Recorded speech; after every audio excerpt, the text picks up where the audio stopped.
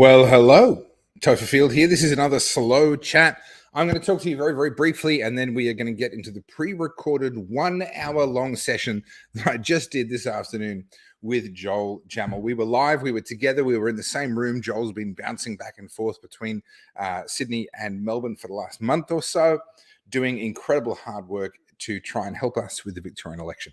So we debriefed, we talked about stuff. You've heard a lot of noise, I'm sure, in the last 24 hours about Glenn Drury, a whole bunch of stuff. We talk about that.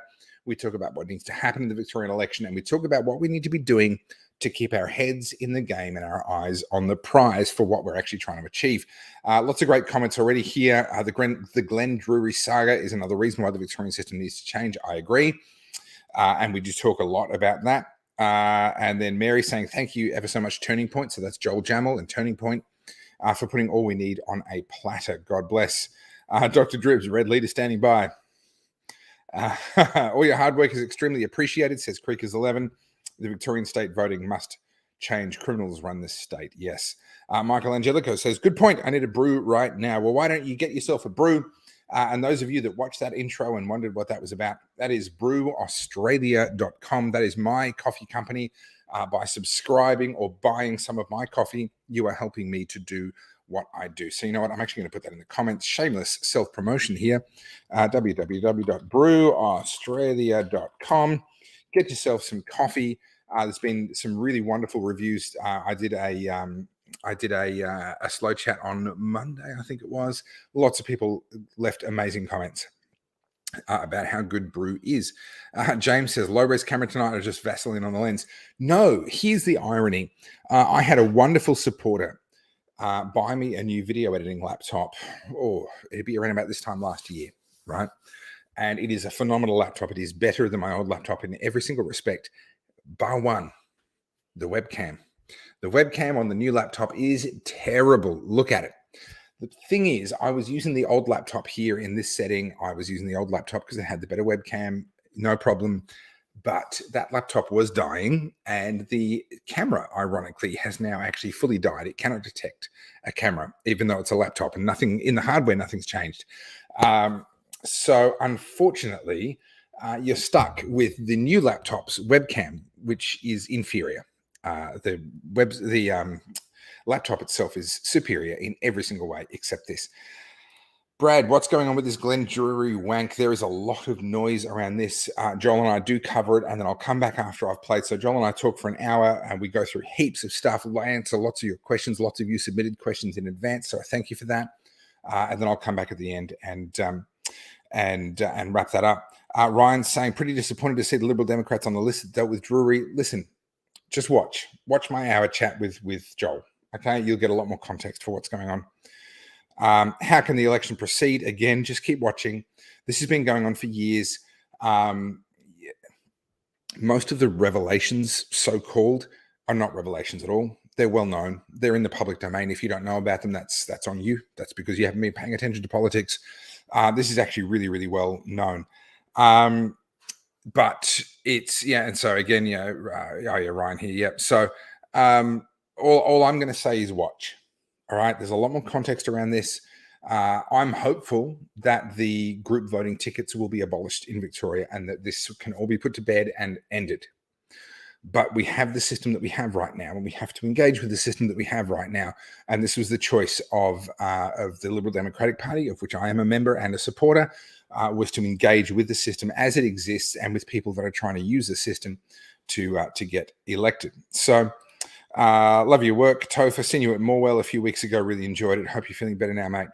Feeling your pain also. Yeah, thank you, Grumps. I appreciate that. Yes, no, there isn't. I assure you, the lens is completely clear. It's just that crap. The webcam is just that crap. I'm sorry. It just is that crap. Okay, so without further ado, let me just get started with my 1 hour chat with, thank you, Neville. I appreciate that. My 1 hour chat with Joel Jammal from Turning Point Australia. I'm going to be back in a couple of minutes. I've got to step out. I've got to put the kids to bed. I'm going to come back. I'm going to be doing comments and so forth. So we'll be interacting, but it's a pre-record. So That's going to happen 1 hour of that, and then I'm going to come off that and debrief at the end with you, and I will respond to questions and that sort of stuff at that point in time when I'm here interacting with you guys live. Okay, so that's the plan. Without further ado, here is Joel Jammal from Turning Point Australia and myself, literally just this afternoon. This is just a couple of hours ago. We recorded this. I got home just in time to get this started. So enjoy. We're live. Well, hello. Thank you for your many, many questions. I have them on my phone. They've been pouring in via email, Instagram, Facebook, and all the rest of it. I'm with the one and only Joel Jammal, Turning Point Australia. Yeah, it's very good to do this in person. Oh it is. God. It's nice. Yeah. Like you have been bouncing like a ping pong ball between Sydney and Melbourne for how long? A few months. A couple of months. Look, since the federal election, the work really started. Okay, and this is what's pissing me off. You still look fresh as a daisy. Well, like, You're still looking like. This is how you know I'm 25. Well, okay, that's true. You can get drunk on the weekend and still be up on the Monday, you know? To be young. Do that. No, that's right. It'll catch up to me eventually. The irony is when I was 25, I wasn't getting drunk. It's COVID that pushed me to drink. Right. And now I was 38 years old when I started. And oh, goodness. I've actually never been drunk before. Anyway, that's not what this is about. Sorry, guys. This is what rabbit hole. This is what happens when I'm here in person. But so Topher, what are we doing here, basically? Okay, so I've asked for people to submit questions that they have for you or for me or for both of us about the Victorian election. So that's obviously the theme here. The Victorian election now is only just over a week away. We're going to go through a bunch of these questions. You've got some incredible Turning Point Australia resources on the Turning Point website. You might as well put that up online. Yeah, sure. For people to have a look at now. Here you go, guys. Just incredible, phenomenal work you've done. And I know that it's involved you burning the candle at both ends. And I've been one of those people in your ear like, oh, hang on, no, can you improve this? Can you change that? And making your life even more difficult. And just massive respect for the work you've done. Thank you. So that's really what today's about. Q&A, answering questions, and taking advantage of this man's brain while he's down here in Melbourne, and making sure we understand what's going on with this election. So, I'm going to start with a question from Sue. She asks, several parties have been listed as using Glenn Drury for preferences, including the Liberal Democrats. Full disclosure, I am a member of the Liberal Democrats. How much influence will that have on the election? Well, the initial answer has to be it's going to have a big impact, and we know that because the reason why the Liberal Democrats have 2 elected MPs right now is because of Glenn Drury. They worked with him at the last election. So a lot of people have sort of forgotten this already. If you go back to prior to the last Victorian election, there were 5 Greens in the upper house and they held the balance of power. Because of Glenn Drury and the preference whispering and all of those games being played, which the Liberal Democrats were a part of, the Liberal Democrats got 2 MPs elected, displacing 2 of those Greens, and the Greens no longer held the balance of power in the Senate. Now, along with that came Transport Matters and one of the other micro parties as well. So it wasn't all good news, but we went from 5 Greens down to 1 Green, 2 crazies, and 2 Libertarians, 2 people that actually love freedom that would not have got that seat without it. So I think it's fair to say on the one hand, it's going to have a big impact. But there's also been a lot of Glenn's in the news at the moment, and you might need to update me on that because I'm kind of out of the loop. I will. But I'm actually really glad this is happening because I would love to see the group voting tickets get abolished. That's, for me, I'd love to see this whole thing gone. And so I'm kind of glad that it's getting the attention that it is. But what's going on with that? Yeah, so the Herald Sun last night at 8 p.m, it was so awesome because we were doing an event last night. It was the final Restore Victoria event we did. And the Herald Sun broke this story. And I encourage you all to look at it. There's a 20-minute video where Glenn Drury is sitting down with the Angry Victorians Party, used to be known as the Australian Values Party. And you have on there Glenn Drury, I think on his yacht, Heston. I'm not joking. I mean, if you look at it, it looks like he's on his yacht. And you've got Heston Russell, who's the head of the party, and you've also got the head of the party in Victoria, Chris. I forgot Chris's last name, but Chris. I think it's Chris Burson. Chris Burson, absolute legend. Both military guys, men of moral character, and we knew they were going to drop something, but we didn't know specifically what. So you can see. It looks like he's on his yacht. It does look like the inside of a boat. Yeah, it does. I encourage you guys to look at it. It's I've been told this is a cut of a 2-hour video, so it's just 20 minutes. I don't think the 2-hour video is out there. If I understand correctly, it's what we're looking at. And full disclosure, I've got a very pregnant wife and a couple of kids to look after. I actually haven't seen it yet. Sure. But my understanding is it's basically Glenn Drury pitching to the Australian Values Party guys and saying, hey, you should use my services. You should engage my services. So it's a sales pitch from Glenn. Yeah. So what does Glenn do? There's a lot of people on here that know what he does. And I encourage all of you to share that are experienced warriors in this. But what Glenn does, and this is the sort of graphic we're talking about, this is a very complex graphic, and you're all probably looking at it like, what the hell does that mean, Joel? Why are you trying to give me, brain surgery?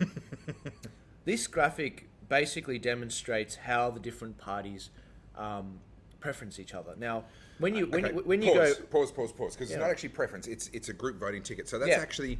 It's unlike in the federal election where the party could make a recommendation, but it was down to what you put on the ballot. Yeah. In the Victorian election, in the upper house, if you just put a number 1 next to one party above the line, and that's it, you just go, 1, they're who I'm voting for. That party actually dictates where your vote goes from that point. Yeah, that's right. So this isn't actually a recommendation. This is literally where they will send your vote if you vote above the line. So I don't have a how to vote card on me, but all parties essentially, they vote above the line. In this state, unlike federal, if you vote above the line, the party will pick where your preference flows. And if you vote below the line and you number at least 5, you pick where it goes.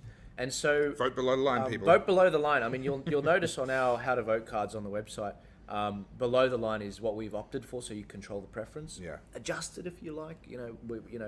To whatever suits you. Yeah. But what's been happening, and this is why this graphic will make more sense after that explanation, is these parties. Where are they preferencing people? Where are they sending your votes? So if you look at your favorite Freedom Party, one of the 9, or even the major parties, you can see, hang on a sec, if I put the Liberal Party first, it doesn't necessarily mean my vote's going to go to all the Freedom Parties. Likewise, if you vote for the Shooters, Farmers, Fishers, or the Health Party, Health Australia Party, your vote's going to a lot of those red left-wing parties, many of which, as was revealed in this particular video, are actually Glenjury shell parties, and that's a new term that's come into it. Now, this was the bombshell that did come out of this Glenjury interview. Now, what Glenn does is well known. Anyone that follows politics in Victoria has known about this for years upon years. It's, a lot of what's being called revelations are not new at all. They're very much public. It's the worst kept secret in Victorian politics, with the possible exception of Daniel Andrews' corruption. But what did come out of it was that he's actively using shell parties to funnel, to basically game his own clients. And this is really interesting to me because I wonder, and this is pure speculation on my part, I want to make that clear, but I wonder whether he's actually in breach of some certainly ethical considerations, but then also potentially legal considerations as a consultant who's been engaged by parties, and he's then created a conflict of interest for himself. He says apparently, again I haven't seen it, but apparently in that video he basically says that he's trying to make sure that the crossbench is friendly to Daniel Andrews. Now what that would mean is that a party like the Liberal Democratic Party, which have not been friendly to Daniel Andrews, are not going to get treated very well by him, but they engaged him and they paid him. So I really do wonder if Glenn is going to find himself some of the sins of the past coming back to haunt him because of actually very unprofessional, unethical and potentially illegal conflicts of interest that he's created amongst. I mean, look, let's talk about preference whispering for a moment. Yeah, sure. Every party has to come up with a group voting ticket, right? They are required to put a group voting ticket, and that is the order in which they will direct other people's votes for their party if they just do the vote above the line thing. And of course, every party wants to negotiate to maximise their own chance of winning. So, for example, we've got a whole bunch of socialist parties in Victoria. Surprise, surprise, we are the socialist state. And they all preference each other. Yeah. And what they do is they get together and they have a little meeting and they say, listen, Party X, we're all going to put you at number 2 in this one district to maximise your chance of winning in that district. But in return, you're going to put this other party at number 2 in this other district, and they go around this wheel where they all get their one moment in the sun, right? They all get that one seat that they've got the maximum possible chance of winning because all of the other preferences are directed towards them. This stuff's already going on. Yeah. Okay? Yeah. The Liberal Party, the Labor Party, they have paid professionals whose job it is to be running around negotiating these preferences. So the idea of paying someone to negotiate preferences and the idea of having preference swap deals and wheels where you've got your one seat where you're preferred and then the others where you're not, all that already exists, absent Glenjury. Yeah, that's right. What Glenn did was he added another layer on top of it. Yeah. And he said, I will create a cabal, a little group of people, and the entry requirement is that you have to pay me, right?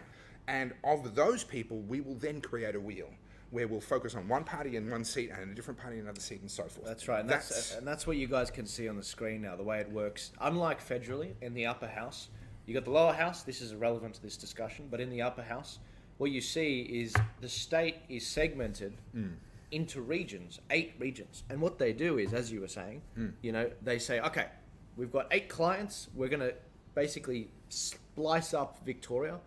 We're all going to preference this person in this green region. We're all going to preference this person in the blue region. And they go around the state and they game the system so that the 5th person that gets up in each of these regions is a part of the club. And absolutely, it's a conflict of interest. I think that, we're seeing the last of the hurrah from all of this. I've spoken to all the freedom parties that answered our policy matrix, and we're adding a new question on there. We're updating to version 3 of this graphic, where we asked them, do you think that the system needs to be reformed, where the power of the vote returns back to the voters? And they all said yes, absolutely. And we're gonna try and make movements towards that. And this is the thing. Will they do it? I don't know. I have no idea. It could be an empty promise. But they're going on record, and it's the start of a conversation we need to have. Yeah. This looks really bad. This what's come out with Glenjury, it's bad. In the mainstream. And just like what happened with COVID, when the mainstream started reporting on, hang on a sec, you mean to tell me the jab doesn't stop transmission? Then everyone's like, how did we not know about this? This is it. It's like, we were trying to tell you guys. We were trying to tell you. So to summarise and to finish up with this question, yes, what Glenn does have an impact. That's why he's able to charge stupid amounts of money, and that's why parties do pay. We know it'll have an impact because it's had an impact in the past, and I would argue that 2 of our best MPs here in Victoria over the COVID journey, 2 out of only a handful of good ones, only have their seat because of Glenjury. Now, I say that as someone who would happily abolish the group voting tickets. I do think it should be down to the individual to write the numbers, as many or as few as you want to write, and your vote only goes there. So, on principle, I oppose the idea. But in practice, this is the system that we have. Glenjury's activities are certainly questionable ethically, and a lot of people have questioned it ethically. What's been revealed in the last 2 days only dramatically increases the ethical questions around it, but it is legal. And so some parties, including the party that I personally like the most, the Liberal Democratic Party, have chosen to engage with that. They've copped a lot of flack for doing that. You can make up your own mind about whether that was a right or wrong thing for them to do. But what we can be sure of is that those preference deals and that preference whispering is going to shape the next parliament. Can I just say, last night, sorry to cut you off, but I actually made the point that all these parties have pledged to try and change the system. Including the Liberal Democratic Party. Even though they've used the system, they've agreed that it needs to change. Exactly, and that's the thing. Glenn can't now pull out and say, no, because it's all locked in. As of last Sunday, once they're published, legally you can't change them. You can't change them, and these how to vote cards. So it's locked in. And so now we're in a situation where it's like, okay, beautiful. Now we've got to work with what we've got. And it's so funny, we're on question 1. Triggered. I made the point last night that some of these parties are registered in other states, and if they fail to make adjustments, then the Turning Point New South Wales team, the Turning Point Queensland team, the federal Turning Point team, because we've got different teams that are native to the areas, if they do not make the adjustments, then it may start affecting the other states. And then they'll start to be like those internal conflicts in the parties. And that's the point. This is why, we do what we do. It's to be the sort of antidote to Glenjury, to give greater transparency. That's why we put these graphics out so you can see in all 8 regions where your preferences are flowing. And that's what this is all about. So, we should probably move to the second question, because this isn't just about us, Topher, but I know we're excited we're together in person, though. Okay, so this is a question more directed at me. Last night, or this is a couple of nights ago now, you said that you'd be voting below the line and finishing with the Liberal Party. Now, that's for the upper house. For the lower house, you have to number every single box regardless. This is an example, just so people can see. So you don't have to follow this. This isn't exactly how Topher would do it. But this is a how to vote card for the actual... For Mulgrave? For Mulgrave. Yep. So as you can see... And I can tell you right now, that is pretty close to how I would do it. It's pretty close to how I would certainly be putting Ian Cook at number 1. There is no doubt about that. All 9 Freedom Parties first. We've numbered them 1 up until we hit the Liberal Party, and we number the Liberal Party. And then it cuts off. Yeah, now the reason why that happens is because the Liberal Party is unlikely to get eliminated. Preferences matter if the party you voted for gets eliminated. Yeah. Your vote then goes to your next preference. If the party you voted for doesn't get eliminated, it never moves on. So the Liberal Party, the Labor Party, they're likely to be among the last 3 candidates left. And therefore, their preferences are only going to get distributed at the very end, if at all. Okay, That's right. it's when you're voting for smaller, Freedom Party candidates, that sort of thing, that your preferences really do matter. So put all of the good candidates up the top in whatever order you think best, and then use the Liberal Party. This is the lower house we're talking about. Use the Liberal Party as a blocker, because it's very unlikely that your vote will go past them. And I would as much as I despise the Liberal Party in Victoria, I think they're a completely spineless bunch of cowards. I want to see Daniel Andrews and the Labor Party punished for what they did to us. I think we have to draw a line and say, no, you can't do that. So that's why the Liberal Party will be above the Labor Party for me. And then whatever happens after that doesn't really matter. That's the lower house. Upper house is different. Yeah, upper house is different. Different for a few reasons. Because in the upper house, you actually can't be sure that the Liberal Party will actually completely block. The Liberal Party may actually end up with a partial quota. They might get, let's say, 2 people elected in the upper house and there's 5 seats up for grabs in each upper house district. They might get 2 and then have a little tiny bit of a quota for number 3, but not enough, and they get knocked out, and their preferences do get distributed at that point. So it just works a little bit differently. But again, for the same reason as I said before, I want to see the Labor Party punished for what they did to us. That's why I will be putting the Liberals on the upper house ticket. I'll put all the candidates that I like in whatever order I think best. And then at the end, I'll put the Liberals before I stop. Now, you don't have to do that. I'm not saying you have to do that. My choice to do that is because I want to see the Labor Party punished. And I would prefer to see a Liberal get elected into the upper house than to see my vote not count, and as a result I make it more likely for a Green or for a Labor person to get elected into that same seat. Yeah. So anything wrong with the logic there? No, that makes sense. Makes perfect sense. We did the vote below the line for people to see on our graphics, so that people would have the power of the vote to go where it was. If you vote above the line, it goes like where the graphs showed before. But yeah, that's the whole thinking behind that. And I don't know if people can see that graphic. Can you just bring that graphic back up for us? Can you zoom in on that at all, or is that fixed? No, I don't. I mean, I can if you. No, that's want. Okay. Which part did you want to zoom in on? So I wanted to highlight this issue here, your favourite little issue. Which one's that? There we go. And where you've got number 2. All right. So on this, this is a Turning Point Australia how to vote card for the lower house seat of Mulgrave. Yep. And you've got number 1, Ian Cook. I wholeheartedly agree. Yep. There you go. But here's your favourite question right now, Joel. Yeah, hit me. Why have you put Labor in number 2? God, you're trying to trigger me. It's the Democratic Labor Party, guys. All DLP, right. All right. not the same. We had this problem in the federal election With the Liberal Democrats. All right, so with the Liberal Democrats, I get it. The word Liberals in there. Yeah. I understand, guys. But this is the thing. It's not the Liberal Party. We've looked at, as you can see in the policy matrix, you've got the Democratic Labor Party. It's called Labor DLP. It's the 5th party from the top there. You can see all the policies they stand for. They're identical with Family First. They're actually really good. They're a really good party. Think of Labor in the 1960s. Yeah.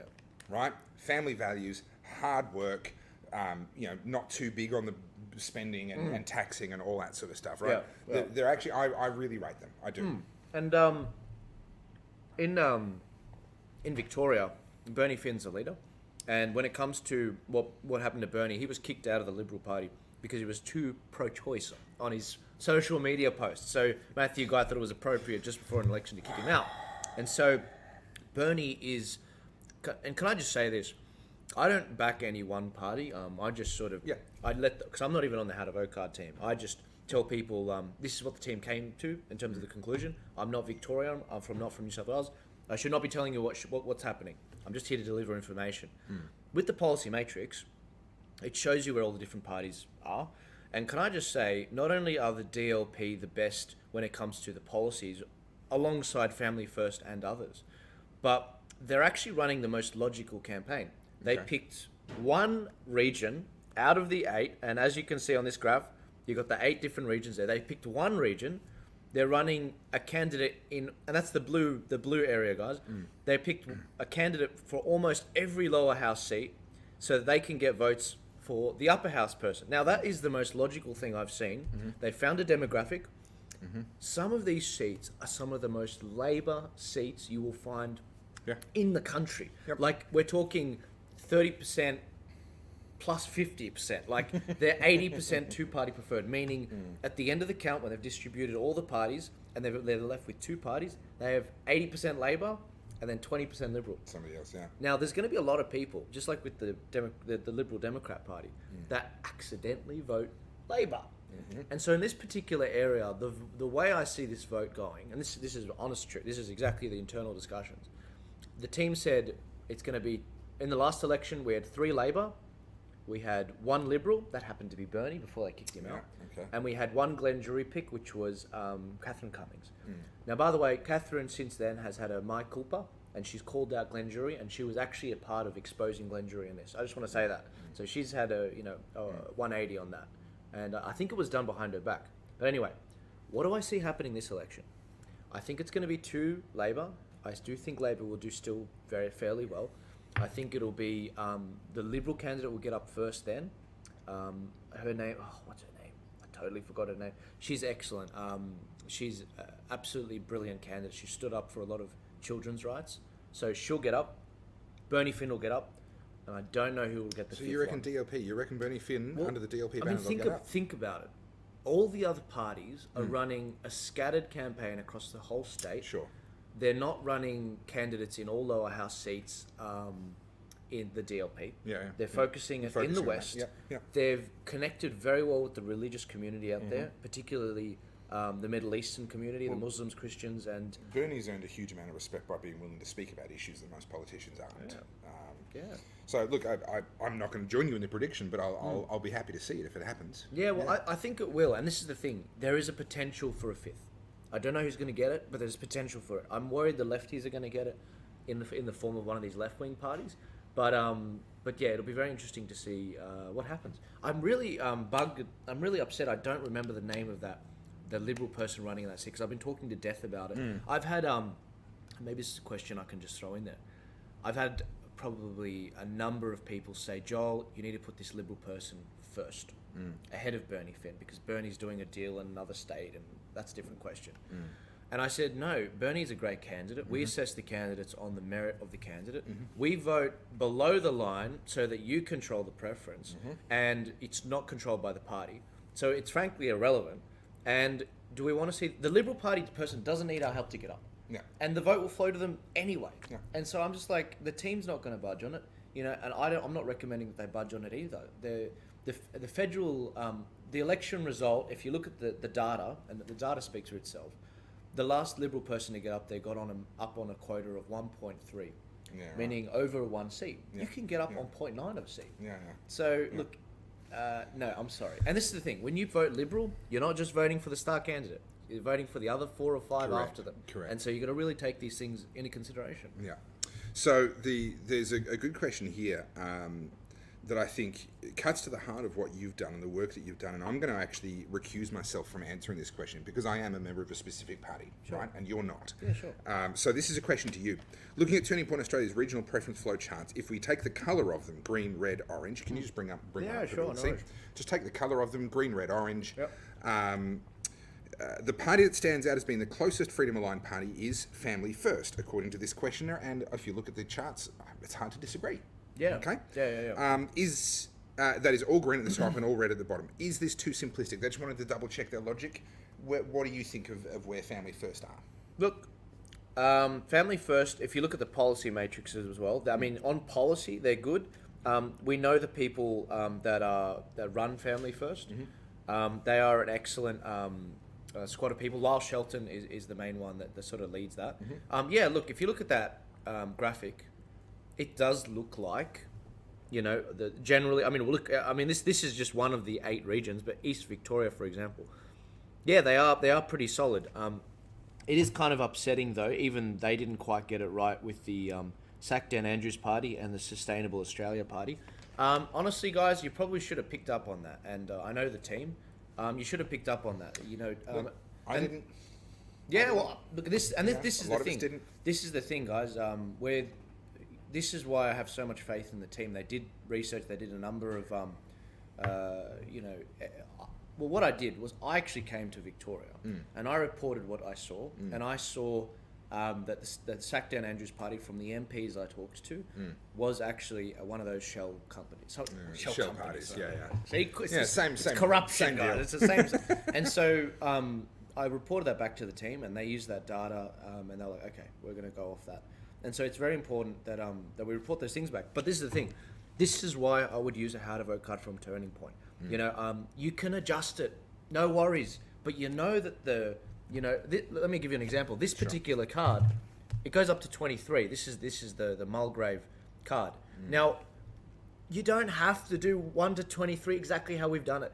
You've just got to pick your favourite freedom parties on top, like Topher showed in the Marble video, and the Liberals at the end. That's literally it. Yeah. It's so simple. Yeah. You know, pick whichever party you want, and go. It's literally that. It's that easy, guys. And so they're a resource. You know, one day, if I have the resources, if I have the funding, I will make something where it will be where you can customize the card. But we are working on a budget here, guys. We aren't like Glenn. We aren't reporting from a yacht, and I don't charge $50,000 a pop for these. Maybe that's your mistake. Maybe you should learn from that. Maybe it is. Maybe it. The how to vote cards for hire. Literally. Well, you know, that's a funny thing though. I just think that this is why I recuse myself from it, because in past elections, and we started this in the local elections in New South Wales in December last year, mate, I've never been on the how to vote card team, because what ends up happening is they're like, Joel's putting out how to vote cards. Yeah. We need to bribe Joel. We need to threaten Joel. We need to, and it's happened, man. Yeah. And so look, what I see happening in Victoria, this is why we have the policy that we do. I'm not from Victoria. I will not tell you how to vote. I will be the messenger from the team, but the team and their identity and their children, they will be safe. And they can sleep safe tonight, because Joel will be the messenger for this. And that way, and this is the thing, are we not flexible? No, not at all. In the federal election, we made a number of adjustments based on new information. And that's the great thing about our cards, we can update them. But you need to send me an email about that, and I'll try. I'm getting a little bit banked up with the emails now, probably about 20 behind. But is that all? Goodness. Mate, you're doing well. But this is the thing. I'm 20 behind, but I haven't slept. So it's like, take your pick. It would be worse. But anyway, look, that's what this is about. This is to sort of give you guys, and we'll go back to the questions now, but it's to answer as many questions as possible, because it means less emails for us. So what do we have next? Yes, it does. All right, so we've got a number of different questions that I'm kind of sort of combining into one. People are asking about... Ooh, you're right. That was very close. People are asking about permutations in the upper house, and this gets really, really messy. But particularly, there's a lot of people, and I think rightly so, I think this is a valid question, concerned about the fact that with the Liberal Democratic Party having played the Glenn-Drury game, and the not the Transport Matters Party, the Animal Justice Party, therefore having a pretty good spot in Northern Victoria and other parties having good spots elsewhere, that this could possibly backfire. Now, they're not wrong, but it's not as simple as just reading through the list and saying, well, my preference goes from there to there to there to there. There is more to it than that, but depending on who gets knocked out first, etc. So can you run us through, in the upper house, what should we be looking for in order to figure out what's going to happen with the preferences? Yeah, sure. I mean, guys, look at the cards. I mean, I'm not talking about the how to vote cards. If you really want to make something up yourself, look at all of the different regions. This is the North Metro. This is the West Metro. This is the North Victoria. This is, Western Victoria. Southern Metro. Yeah. Southeast Metro. I don't know why I'm listing this. Northeast Metro can you go to Eastern Northern Victoria? Because this is a great example of where there's a risk has been taken here, and it could go wrong. There you go. Now, if I'm not mistaken, I'm going to use my... Thank you for printing out the cheat sheet. That's yours. For me. Yeah, no worries. It's I'm looking for Northern Victoria. Where are Western... there we go. Northern Victoria. Okay. Beautiful. So if you look at the Liberal Democrats, Northern Victoria, Animal Justice Party comes in fourth. Okay? Yeah. And the Liberal National Party come in second. Yeah. Now, I want to say a huge thank you to you, because I got on the blower to you and I said, look, that Liberal National Party second on this one is actually not quite accurate. Because all they've got there is actually the first of the 5 Liberal Party candidates. Yeah. Now, the reason why that's significant is because the first one's going to get elected anyway. That's right. They're going to already have a quota, which means that for practical purposes, they're basically invisible to the preferences. The preferences are going to skip straight over them and keep on looking for a home, because they've already got a full quota. So it's actually, in practice, it's the Angry Victorian Party, or the Australian Values Party, good guys, like you said, who are actually in second. And then the Animal Justice Party. Yeah. And then the Sack Down Andrews Party, which I was hoodwinked, along with many other people, thinking, oh, well, Sack Down Andrews Party, that must be a good party. No, they're not. They're a Glenn-Drury shell party. The New Democrats, Companions and Pets Party, they're an interesting bunch. Legalize cannabis, by the way, in my opinion, should be green, not red. That's just my own personal view. Right. I'm all on board decriminalising cannabis, but that's another. We actually exclude them from the policy matrix. Yeah, okay. Because it's a one-issue party. It's a single-issue party. And Exactly. that's the problem. They don't even make it on the left to right spectrum. No, that's right. It's It's a single-issue party. I Yeah. think we shouldn't be throwing people in prison for smoking a plant, but that's another story. Okay, so a lot of people are looking at this going, Animal Justice Party in what is effectively third place. That's a worry. And it has the potential to be Northern Victoria Animal Justice Party. They do okay, right? They do okay. Here's the logic behind this. This was a necessary deal that had to be done as part of the Glen Drury thing, right? Remember the parties getting together, all picking who gets favoured where, okay? This was the seat where the Liberal Democrats, to be a part of that system, had to favour the Animal Justice Party. Here's an interesting sidebar, though. The Animal Justice Party did not uphold their end of any of these deals. They did not uphold their end of any of these deals. They completely screwed everybody. Yeah. But unfortunately, once they get published, they can't be changed by law. And so now the Liberal Democrats and all the other parties that were a part of this have all been screwed by the Animal Justice Party. So they'll never get trusted again if the system persists. Hopefully it will get changed before the next election. Yeah. But here's the question that you need to be looking at. You need to consider when the Liberal Democratic Party, in this case, I'm just using this as an example, but this applies to all of them, when will their preferences be distributed? Will it be before the Animal Justice Party has been eliminated, or will it be after? Right? Now, on primary vote, the Animal Justice Party does okay. They're actually pretty close to the Liberal Democratic Party. But this is where this principle that we've had, and I've been talking about since before the federal election, all the freedom parties need to put all of each other above any major party, right? This has been the message that I've been on for over a year now. And unfortunately, some of the other parties didn't do that. And therefore, the Liberal Democrats are not likely to get preferences early on. Let's say the United Australia Party, they've never run in Victoria in a Victorian election before. Okay, I'm not having a go at them. They successfully got a senator up in Victoria at the federal election, so maybe they'll do really well. But let's assume for a moment, first time out in a Victorian state election, maybe they don't do that great. They get eliminated. If their preferences had gone to the Liberal Democrats, then the Liberal Democrats might have come over the top of the Animal Justice Party. The Animal Justice Party gets eliminated, and the Liberal Democrats carry on their merry way. Yeah. Right? But instead, because there's Liberal National Party and the entire Liberal National Party, all 5 candidates at number 2 for the UAP, and I'm not having a go at the UAP, I'm illustrating, then all of a sudden the Liberal Democrats don't get those preferences. And maybe that's the difference. And now the Animal Justice Party does come over the top. Yeah. And then we've got a real problem, right? So is it a risk? Yes, it is. This is a seat where there is some risk in return for reward in other seats, and in return for reward in the form of where the LDP are placed in other people's how to vote cards as well. Yeah. So this is the problem, right? You get into bed with Glen Drury, you end up working with parties that don't share your values, but you've agreed to have that wheel. Same as what all the hard left socialist parties have done between themselves, right? Only this time there isn't that same values alignment, and this is where you end up. Yeah. So when you read this, my point is, when you read this, you need to be having in the back of your mind whether these other parties further down the list are even going to still be in the running. Yeah. The New Democrats, I will propose to you, will not still be in the running when the Liberal Democrats are eliminated. Yeah. Right? Yeah. Companions and Pets Party will probably be eliminated long before the Liberal Democrats are eliminated. Yeah. So they're really not going to be there. The Sack Dan Andrews Party, I don't know, maybe they'll get some donkey vote, maybe they'll get some people going, oh yeah, I mean, who knows? They're a bit of a wild card, but hopefully they'll be long gone before the Liberal Democrats get eliminated. At that point, they're irrelevant. They don't matter. Right. But the reason I brought up the Northern Victorian one, and the reason I brought up the LDP specifically, is because this is one of the places where they've had to take a risk. Yeah, that's right. And in that's order why to participate in that wheel. Yeah, and that's why you can see two yellows there, guys. You know, the fact that a lot of the problem with my first version of the graphs is, one, I was on zero sleep, but two, I made a decision in the middle of the night, 2 a.m., to basically not. I was stuck on 24 cells, and I didn't want to increase it. You're right. I ended up increasing it to 26 after having a chat with Topher, because it turned out the Liberal Democrats, first, their votes were they had the Liberal Party as number 2, but it was frankly irrelevant. As I said in the West Metro, the Liberal Party don't frankly need your help to get one up.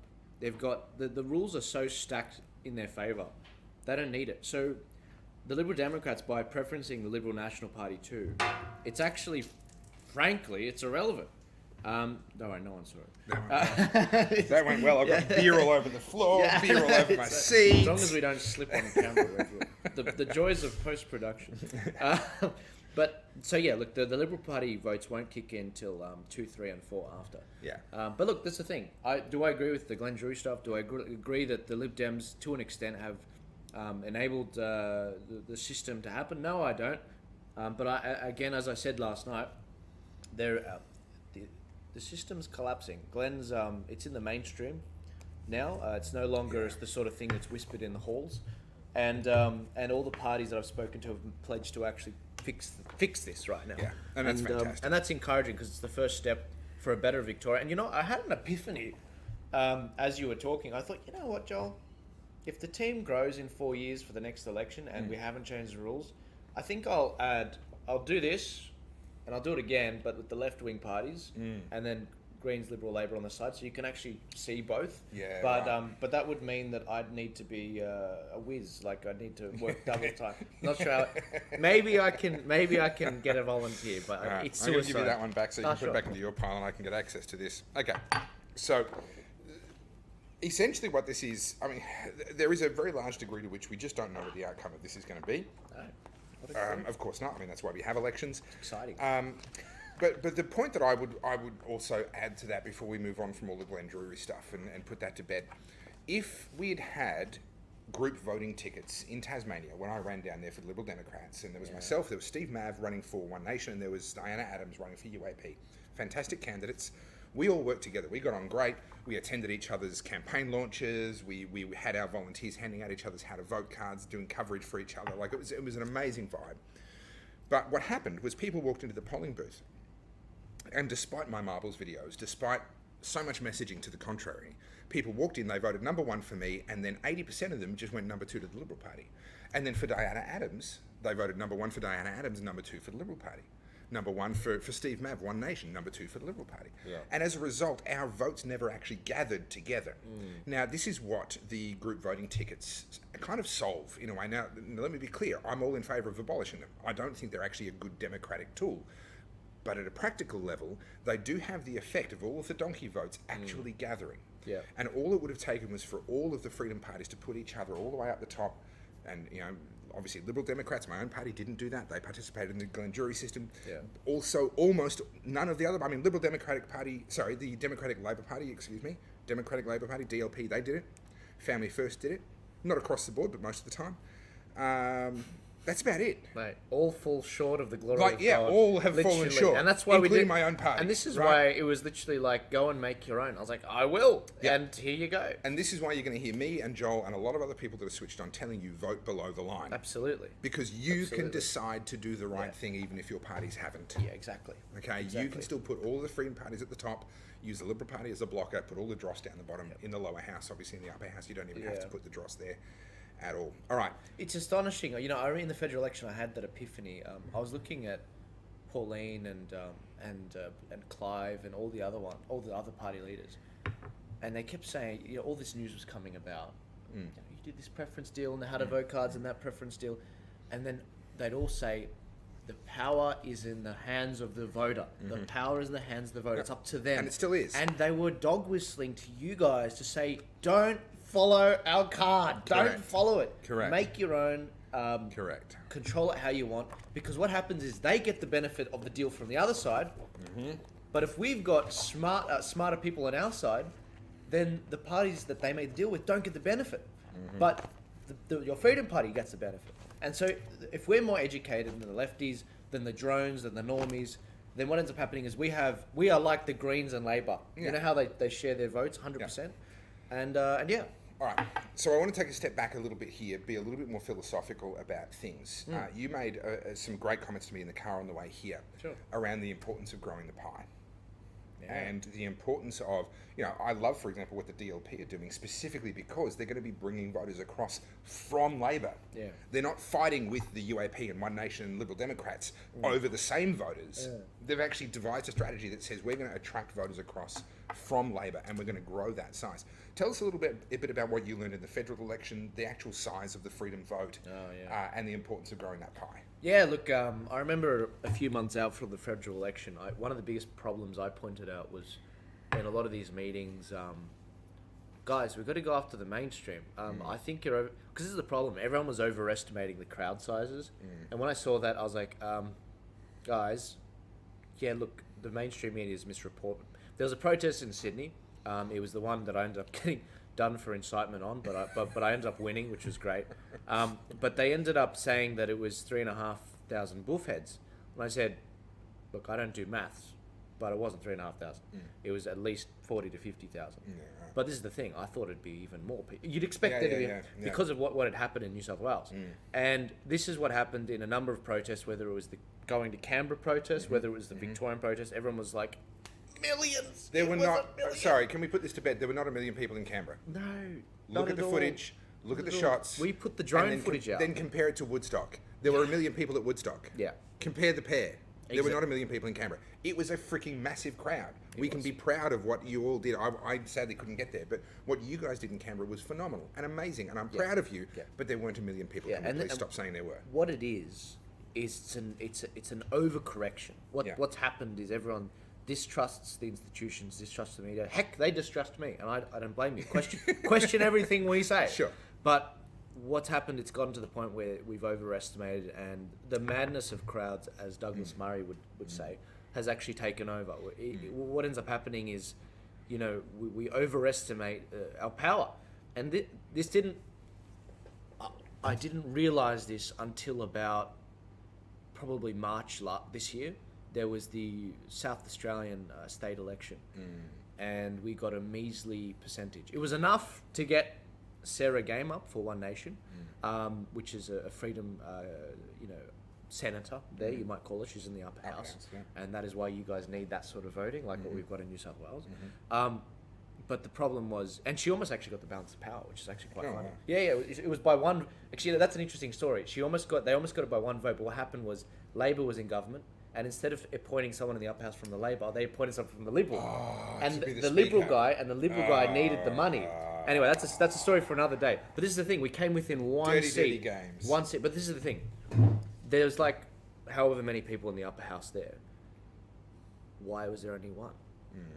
Why was there only less than 10% voting? And South Australia wasn't hit as hard. I thought, maybe it's bigger in the other states. And then when the federal election came around, 2 weeks out, I was like, guys, we're protesting. We're not manning polling booths. Candidates are calling me on the phone. They're crying. They're saying, "Where's the help?" And I knew it was going to be a Labor. I said it was either going to be a Labor government or a Labor government with a crossbench that are lefties. Yeah. And that is precisely what happened. It's a Labor government in their own right with plenty of lefties. In the teals. And on top of that, I said the Greens are on track to get one senator in every state, making it 12 senators because they have 6 from the last election. That's right. And so all my posts document this. And so I said, guys, we're not doing enough. Like, we are on track to lose this thing. And that's exactly what happened. I said we could get 2 to 6 senators. We missed out on 6 because of preference deals where the Liberal Party shut out parties like One Nation in Tasmania, South Australia, WA, and New South Wales, for example. But it was within our grasp. Now, why am I talking about all this? Victoria's vote in the federal election ended up being 11%. Now that's the freedom vote. Oh, the freedom vote. Victoria, Sorry, did I say One Nation? No, you said the vote. The vote. Yeah. Sorry. So the vote. You guys have about 7 million people in this state. 6.5. I think. 6.5. You guys did very well with 11%. You need about 14% to get someone up. So the fact that you got someone up on only 11%, is phenomenal. And there were not a lot of people that didn't end up coming out to vote. Now, I'll tell you why it's good news. Because there's 89% of voters out there which you haven't even tapped into. Yeah, exactly. Now, I was with a taxi driver today, and I was driving, and this is something Nigel Farage and all the political greats they all say this, but Nigel taught me in person. He said, Joel, if you arrive in a city and you want to know the politics, you talk to the taxi driver. I mean, everyone knows this. Yeah. And so I'm in this car today, and I ask him, after chatting about a few things, I said, so what do you think is going to happen? And he says, I think Dan Andrews, as you know, he did a very good job managing the pandemic. And I was like, okay. All right. Because what it is, it's like, we didn't reach that guy. And that was the point. We haven't done enough to reach those people. There's 89% of people we haven't tapped into. Now, this is the thing, guys. Is this a message of we're going to lose? No, it's not at all. It's actually that it's actually an optimistic message. We are so close to getting a phenomenal result, and the majority of people haven't yet cast their vote. If you've done nothing up until this point, it's not too late. And I'll tell you why. Pre-poll, typically 40% of people in this state vote before the election. Which I don't understand, because that means they miss out on the democracy sausage. Yeah. I know. Why would you do that? To me, is like, what are you thinking? Yeah. 40% before next Saturday. Not this Saturday, next Saturday. We're on day 3. Day 4. You know, just started. So the amount of people that have cast their vote today, I don't know, what is it? We're getting on almost 10%. Somewhere there, yeah. There's almost 90% of people that haven't cast their vote yet. Get to a polling booth, pick your favourite team and your jersey, and get out there and had a vote cast. And here's the other thing to add to that. The ones that are out there voting now are the ones that already know who they're going to vote for. Right? The ones that are actually more able to be influenced are the ones that are going to be voting on election day, or in the last few days before election day, where it's like, well, I can't make it on election day, I'll go on the Friday, I'll go on the Thursday.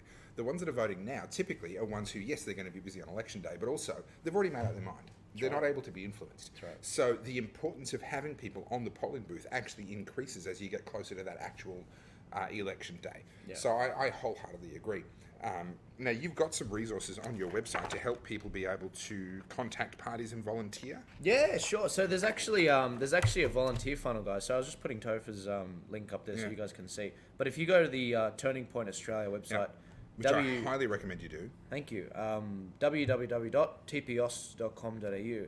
We've got, and this graphic's been updated, but we've got Turning Point basically sending our audience and basically anyone that comes across the website, it connects you with the actual parties. So you're able to have your name, your number, your email passed on to them, pick wisely, and that'll get passed on to them, and you can say, hey, I want to be a volunteer, and that'll go through. Now, we're going to add a feature in the coming days which will allow you to click if you want to be a scrutineer as well. We need to be looking out for each other's ballots, you know. 100%. And so, look, that's going to be a really important thing that comes out. But yeah, look, that's one of the many things that we have on the website. And when I set out to sort of help the Victorians with this election with these tools, I just didn't want, I don't know if the word excuse is the right word. I just wanted to hold nothing back so that the problems we had in the federal election, they're not an issue in this election. And you have everything you need. You have the time right now. You have the time. And this is the thing. If you are working and you can't do pre-poll, that's okay. Do election day. If you can, try and pop in early, vote tonight, vote tomorrow, vote before the polling booth closes. And so that you can not vote on the Saturday and then volunteer on the Saturday. It'll make a massive difference. Between now, and this is the advantage, 40% of people vote during pre-poll. There's only 1 or 2 polling places open in every election. That's right. So in terms of having 1-for-1 manpower with the major parties, now's the time to do it. The minor parties can do it now. On election day, less so. On election day, there are in the federal election, there was 50 polling booths per electorate. I don't know what it's like here, but there's way more. The major parties pay their people handing out their volunteers. They're not volunteers. They're not volunteers. They're 200 to 250 bucks a day. You know, it's a day's work. They pay them. You know, we have people manning the polling booths by the courage of their convictions. And so now is the best time to get out if you can. If you can't, then election day, it's even more scarce with volunteers. Make sure you if you've been holding onto that sign, put it up now. Put them all up. Put multiple up. That's the thing. In the federal election, I encourage people to put more than one up for their freedom parties because it'll all channel to the same sort of way. Yeah, that's right. And so that's the best advice. That's the best thing you can do now. If you've done nothing to this point, that's okay. Yeah, get out there. I stopped and had a chat yesterday. There's a bloke that lives not far from me that has a ute. He's a tradie of some sort. And he had a handwritten, Sack Dan Andrews sign on it for a long time. And he's recently upgraded that to these lovely blue with white text Sack Dan Andrews stickers that he's got on there. Yes. And I saw he was out the front of his house, and I pulled up and I'm like, mate, I've been admiring your ute since we moved into the area. I couldn't agree more. Yeah. And we had a great little chat. Funnily enough, he had no idea about Battleground Melbourne, the documentary. Didn't know that it existed. Sure. But he'd been at some of the protests. He'd done all sorts of different things. He knew people that were quite deeply involved, but somehow wasn't aware of that. So now he's helping to spread that further and get more people to watch it. But I asked him, I said, have you had any trouble because of the stickers? Because he's driving to work sites and job sites. And he said he was in Northcote last week and someone scribbled on the side of his van, F off, right? On the side of his ute. That's it. That's the whole trouble that he's had. Yeah. And I know there's a lot of people, you've got the call for it, you've got the sign, you want to stick it up and you're like, oh, but I'm going to get so much trouble. No, you're not. Do it. You're not. And what you're going to have is conversations with people like me who are randomly driving past and who are like, dude, love your work. Yep. That's what you're actually going to have. Yeah. These parties need us. I said before the federal election, we've just got to do the boring. Yeah. Right? We've got to do the boring stuff. The boring stuff is stuffing letterboxes, putting up signs, standing on polling booths. It's boring. Yeah. But it does actually make a difference. You and I stopped briefly past the Mulgrave pre-polling place before we came here. Yeah. I was having a chat with Ian Cook's volunteers, Ian the Independent. If you're in the Mulgrave electorate, please vote number 1 for Ian Cook. And chatting with them, and they were commenting on how chatty a lot of people were.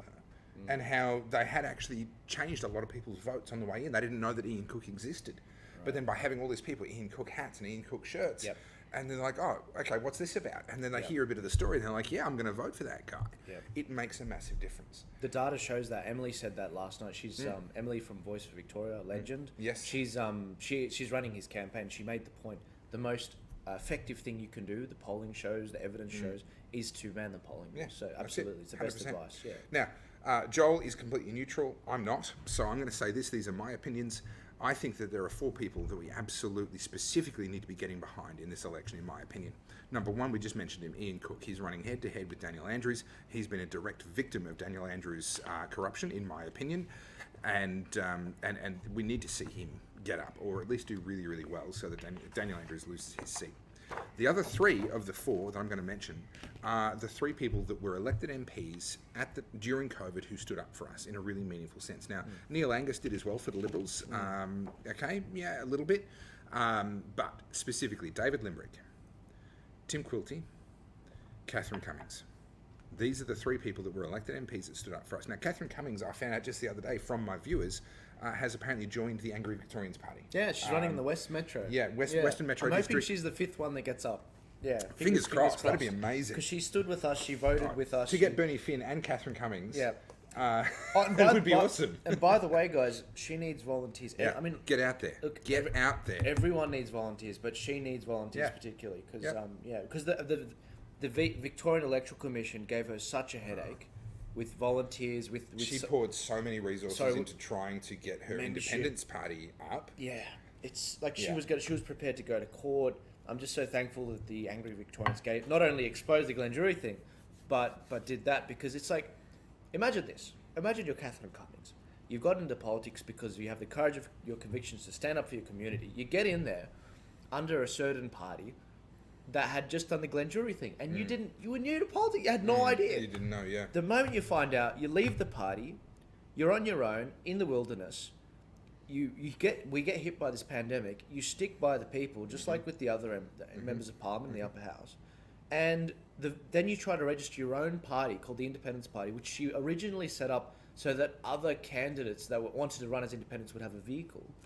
She tried to set it up so that they didn't have to go through the VEC, and it wasn't a headache. VEC say no. She's prepared to go to court. It's too late. We're at the 11th hour. Thank God the Angry Victorians, Heston Russell and Chris Burson, actually put their hand up. And if you're in the West Metro area, please, she's another candidate which absolutely should be volunteering for. Yeah, please. And she's been blowing the whistle on this Glen stuff for a while. Yep, 100%. And along with Bernie Finn for the Democratic Labor Party. And I'm always going to go into bat for the Liberal Democrats, but you can choose what you want to do there. Yeah, sure. But yeah, if it's really important to me, not only that we see a move against Daniel Andrews, but that we see those 3 MPs who stood for us when it mattered get rewarded. Because if David Limerick, Tim Quilty and Catherine Cummings all lose their seats, and so does Daniel Andrews, well, it's a mixed message. It's not clear what the lesson here is. Yeah. If Daniel Andrews loses his seat, the Labor Party lose their government, and David, Tim and Catherine Cummings are all returned, the message is very, very clear. Right? Supporting freedom was a vote-winning, principled stand to take. Right. So that's the message that we want to be sending, and that means we've got to re-elect these guys. Yeah, and if you do that, it'll help us in New South Wales because we've got an election in March, and they'll be like, crap. Get Joel's policy matrix. We need yeses on all of these. Yeah. Let's bribe Joel. Let's bribe Joel. Yeah, exactly. And I'm like, yeah, that'll be funny. Yeah. And that's the thing, guys. The last thing, I guess, I mean, on this topic, I'll say is, it's not enough to get your vote right. You know, we can sweat over our vote card and how we're going to do all the different numbers and everything. This is nothing. This is one vote. There are a number of... in the federal election, I was at the Parramatta polling booth with a number of the Freedom candidates there.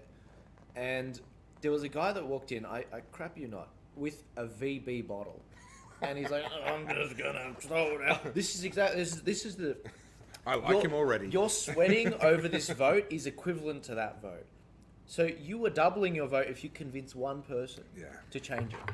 And there's so many people, there's dozens of people, you will change their votes if you go to the polling booth.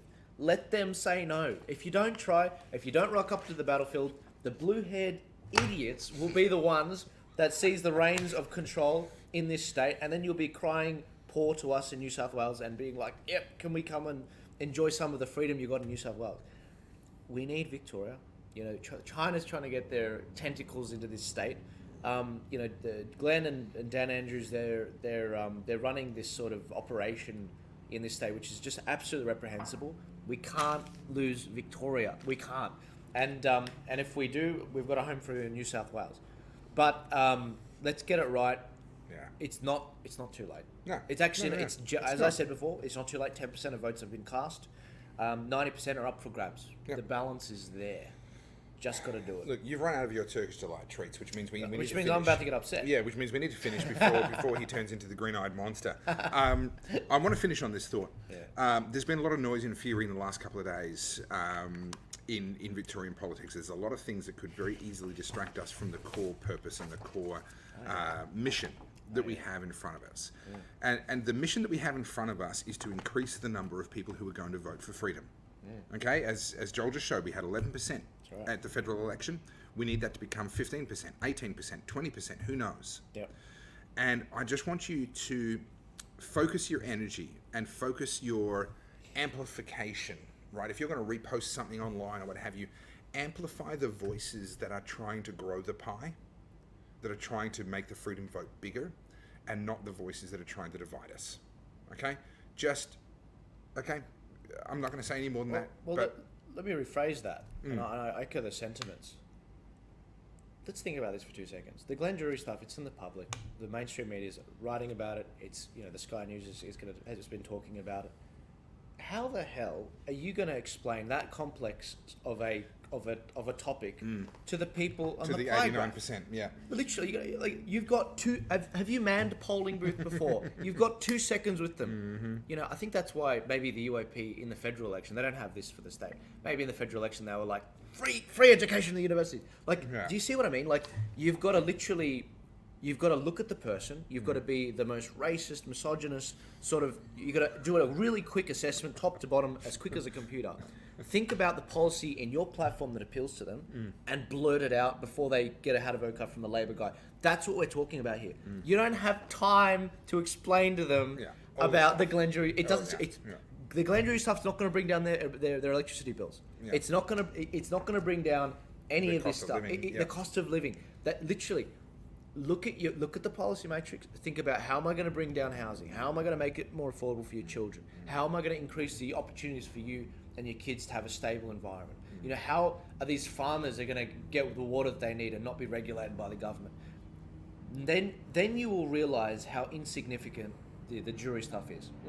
It's all baked in. No one can change their how to vote cards anyway. You know, we've got to get on with the job. Sell your party. Yeah. Sell, if you truly believe in your ideas, sell them. And that's the best thing I can say. You help the movement by lifting your preferred party up, not by tearing the other ones down. Yeah. That's the message. Oh, yeah. Right? Go into bat for them. Absolutely go into bat for them, but not by tearing the other ones down. All right, Joel, thank you very much. No, look, it's my You've pleasure. been very generous with your time. I know you've got to jump on a flight soon and all the rest of that. But thank you so much. Thank you for these incredible resources. Can you put your website back up one more time? It's phenomenal. What you've done is absolutely phenomenal. tpost.com.au. Get over there, have a look at the resources. Make sure you're volunteering. You're on a polling booth. You're doing something. And of course, if you want to check out my stuff, topherfield.net, you can do that as well. Yes. Quickly, number of resources, just so you know, just briefly. You've got the volunteer funnel, which is, as Topher said, will direct you to the party. Educational graphics, like you've seen featured today. The transparency reports, where you can actually see, you can actually click the website, click your address, and it'll show you your MP and some of the things that they've been voting on. In fact, the ones in bold, you can click it and it'll take you to the article where we got it from, because this is mainstream information, and also how they voted on certain bills. You've got the how to vote cards, which is just our recommendation. The regional preference flowcharts, which we referred to early on as well, which shows you where the parties are preferencing. And we've also got secure the vote scrutiny training coming on Tuesday next week. But I want to recommend you all go also follow Topher, subscribe to his mailing list. Big Tech's getting the hold of all of us. So if you want to subscribe to his list, if you want to subscribe to Turning Point, it's on our website as well. And I want to thank you for hosting us last minute on this. No, look, thank you very much. I'm so glad you came down to Melbourne. Guys, final word is this. Vote below the line. Absolutely. You control your vote. Thank you for joining us.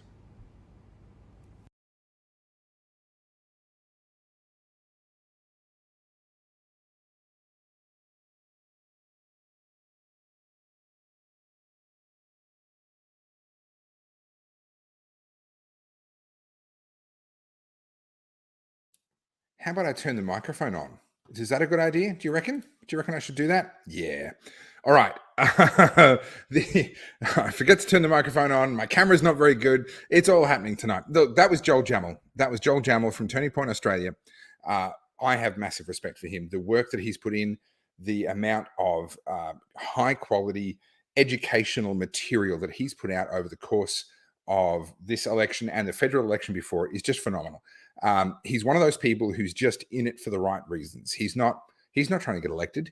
He's not barracking for one particular party. He's not getting paid unless people donate to Turning Point Australia, which go to tpost.com.au and give Joel a donation to help him keep doing what he's doing. Phenomenal work. And I just have so much respect for Joel. Okay, Michael, that's funny how that works. We can hear you better with the mic on. That helps Topher sound. You're all jolly comedians, aren't you? Look, yes, I forgot to turn the sound on. Great effort, gents, says Down Under Drover. Thank you. I appreciate that. Now, I couldn't take any live questions during that. That was a pre-record. Joel is on a plane right now, I believe, on his way back to Sydney. So we had to pre-record that earlier this afternoon. If you do have any questions about what you've heard, do chuck them in now. I had a thought over an hour ago in my head. I bet he'll forget to turn it back on. Well, I did. Well done. Bunch of tickets. Yeah. I can't make one mistake with you guys, can I? Okay. Yes. Yeah. We've all done it. Well, we've all done it. And Joel is very much wise beyond his years. No doubt about that. So, guys, if you've got any questions, now is the time. Chuck them in the wherever you're watching, YouTube, Facebook.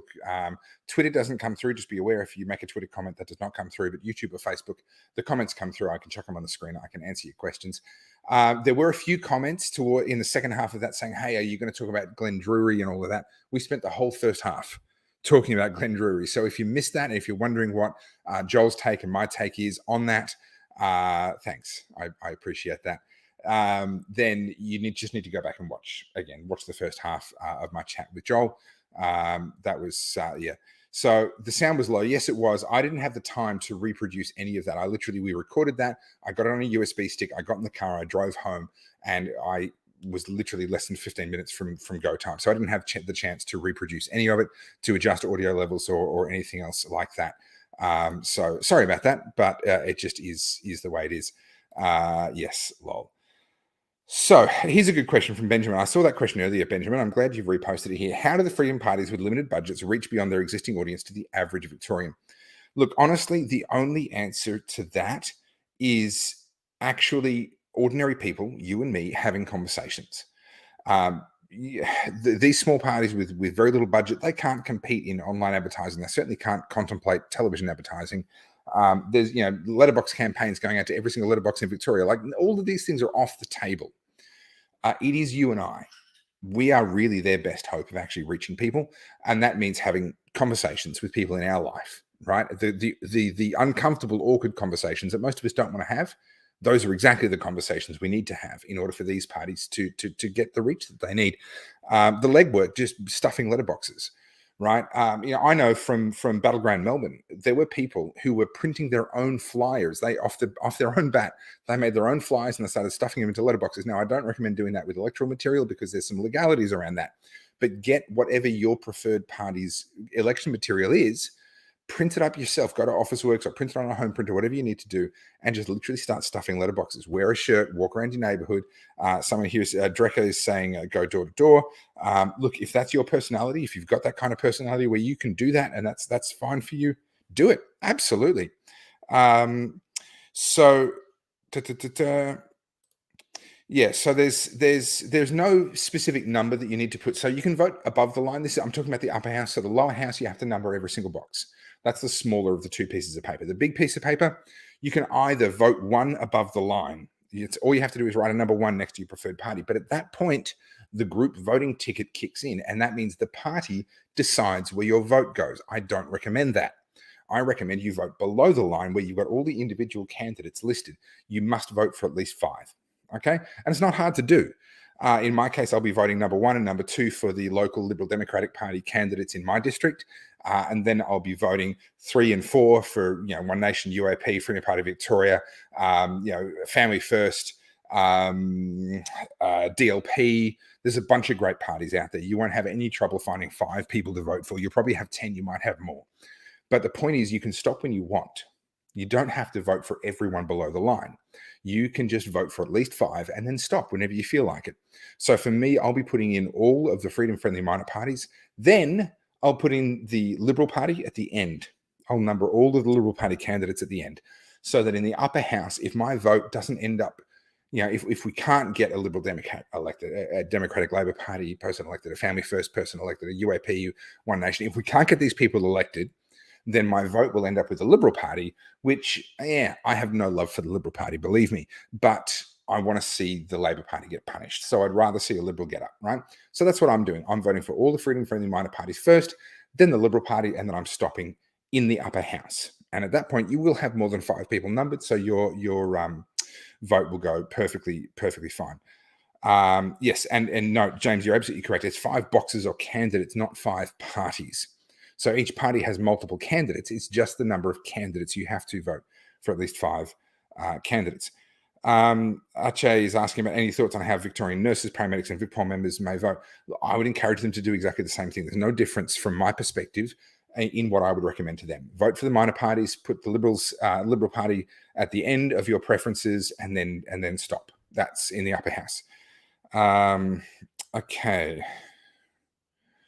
Do I think the large numbers of candidates in the lower house seats like Mulgrave, Werribee, and Point Cook will mean more informal votes? Well, yes. Just by sheer force of maths, more people will make mistakes. I don't think that's going to be a hugely significant factor, but yes, I think there'll be more mistakes. Okay, so this is a great question. Do you think protests have no usefulness, as seemingly suggested by Joel? That's not what he said. I'll clarify that in a second.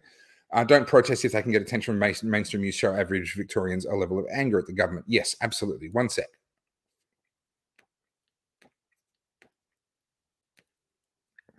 So what Joel was saying was that specifically protesting once pre-polling has opened means that instead of being at the pre-polling booth handing out how to vote cards, you're at a protest instead. And from a really hard practical level, you're going to do more good if you're standing on a polling booth handing out a how to vote card than what you'll do at a protest. Having said that, there's a protest coming up in Melbourne this Saturday, and I will be there. All right, and they've invited me to speak. I'll be there. I'll be speaking and encouraging people to vote below the line and get out and do all the right things for the following week to get onto polling booths and all that sort of stuff. What I would suggest to you is you need to volunteer for your preferred freedom-friendly minor party. But talk to them and say, listen, if you've already got Saturday covered, I'm going to go to the protest, or at least lunchtime. So it's a midday. It's a 12 o'clock midday on the steps of Parliament. Talk to them and say, listen, if you've already got the polling booth, the pre-polling booth covered at that time, come to the protest, right? Come and say hi to me, right? If they haven't got it covered, well, then honestly, you're going to do more good in the world standing on pre-polling, handing out how to vote cards and talking to people than you would be being another face in that crowd. That's the point that Joel was making. So Karen here, is the Angry Victorian Party one of the ones that did a deal with the devil? No, I don't believe so.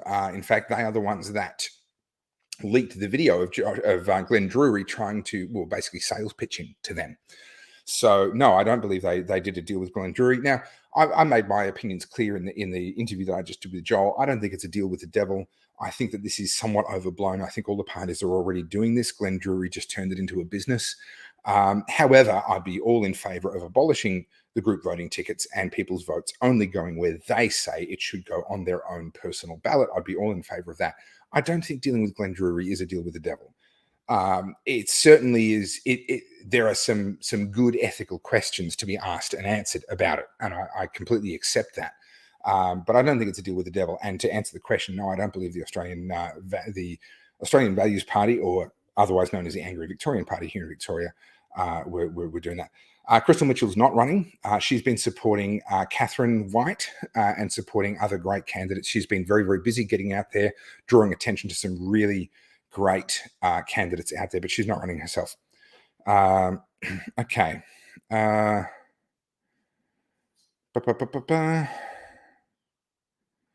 Okay, that's interesting. I don't believe that was the case, but I'm willing to be corrected. I don't believe that was the case, but okay. Yeah, the Sackdan Andrews Party, the Sackdan Andrews Restore Democracy Party, this was, and this is where Glenn's work, in my opinion, gets genuinely unethical. That this is, that they have, Glenn Drury has created shell parties. Now, he as a consultant goes to political parties and says, hey, sign up, become a part of this sort of wheel of parties. We'll all preference each other and try and get it. Everyone tries to get one seat, right? You pick which area you're going to run strongest in. We'll try and get you that seat. That's okay, in my opinion, for as long as there's no conflict of interest on his part, for as long as he's actually working in the best interest of his clients. The minute he starts to introduce his own bogus parties, or as is alluded to seemingly in that video that was leaked by the Australian Values Party or the Angry Victorians Party, if he is actually there saying, yeah, I'm going to try and give Daniel Andrews a crossbench that he can work with, which seems to be what he's saying, that's a real problem. And not only do I think he's not only do I think that if it's true would be unethical, I think actually there might be some serious criminal, civil liabilities, probably not criminal, but some serious lawsuits that could be brought by his clients that have paid him money, who are saying, well, actually, you weren't working in our best interest. You had a conflict of interest there. And we came along, we paid our $55,000 in good faith, believing that we were going to get treated equally along with all of your other clients. And actually, we now find out that you had another agenda overlaid over the top of all of that. I think Glenn could really get himself into a lot of trouble doing that, but we'll see. Catherine Cumming has joined the Angry Victorians Party, AVP, or Australian Values Party, as they're known federally. And yes, I don't believe they did do a deal with Glenn, and I don't believe Catherine would have joined them if they had done a deal with Glenn. So I'd be really, really surprised.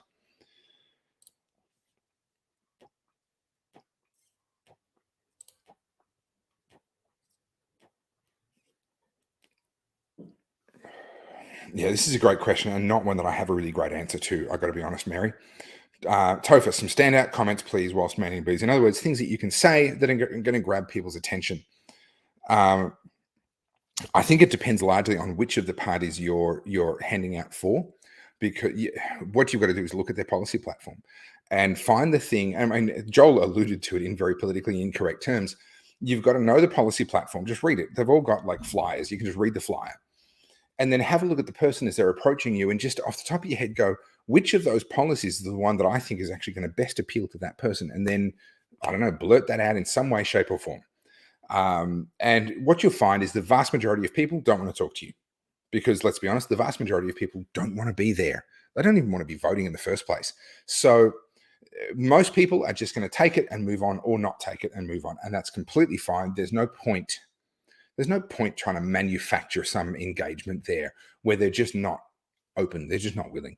But you will find certain people are going to be willing to have a chat. And some people are actually going to be wanting to have a chat. And those are really the people you want to hone in on. So I wouldn't be wasting my time too much trying to get someone who really doesn't want to have a chat with you. I just wouldn't bother. Early voting booth volunteered, swarmed on me. Volunteers, yeah, you were just walking past. Volunteers have their A game on. So in other words, the volunteers swarmed you. Yes. Yeah, Karen says, I don't trust any political party that did a deal with Glenn Drury. I can understand that position. Keep in mind, prior to the last election, we had 5 Greens in the upper house in Victoria. After the last election, because of Glenn Drury, we had 1 Green. And of those 4 seats, 2 of them were taken by Liberal Democratic Party members, David Limbrick and Tim Quilty, who were 2 of our 3 best MPs during the coronavirus. So again, I said that in my chat with Joel. Yes, I understand there are some questionable ethical issues to be discussed, and people will come to different conclusions on that. At a pragmatic level, there's been some really good outcomes as a result of that. Now, what we're learning about Glenn Drury through these leaks and so forth is very, very troubling. I'm not defending him. But I don't think it's appropriate to just say anyone that's ever dealt with him is a write-off. I don't think that's the right approach to go with. Yeah, the problem is your vote will probably be exhausted or wasted unless you've included a party unlikely to be eliminated, e.g. a major party. Yes, which is why I end with the Liberal Party, because you're absolutely right.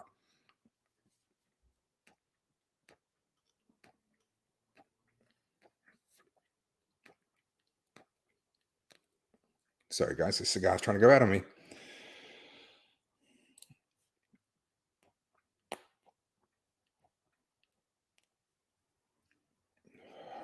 Okay, so I believe it was 0.6% Rod Barton was elected on. Correct me if I'm wrong, but I believe that was the percentage. So understand, Paula, there are many parties that get 0.1%, 0.2%, 0.3%, 0.4%. And as they get eliminated, if their preferences go to the one that got 0.6%, then now they've effectively got 0.7%, 0.8%, 1%, 1.5%. And that's how someone like a Rod Barton, thanks to preference whispering and having all of these micro parties trading their preferences with each other, that's how they all, manage to stack all of their preferences one on top of the other and get someone who started on 0.6% all the way across the line. The same is true, roughly speaking, of David Limbrick and Tim Quilty. They had very low primary votes in the last election. They got in because they participated in the Glenn Drury preferencing wheel scheme, whatever you want to call it, right? We would not have had them in Parliament without that scheme. This is why I say, whilst in principle I'm opposed to group voting tickets, in principle I'm opposed to parties deciding where preferences go. At a pragmatic level, if you engage with the system as it exists, because we didn't make the system, if you engage with the system as it exists, you can get better outcomes than if you just try and pretend that the system isn't what it is. So Rod Barton got in the same way that David Limbrick and Tim Quilty did. Now, in Rod Barton's case, I'd say that was a bad thing. In Tim Quilty and David Limbrick's case, I'd say that was a good thing. Therefore, is the system the problem, or do we actually just need to be making sure that we're getting better people?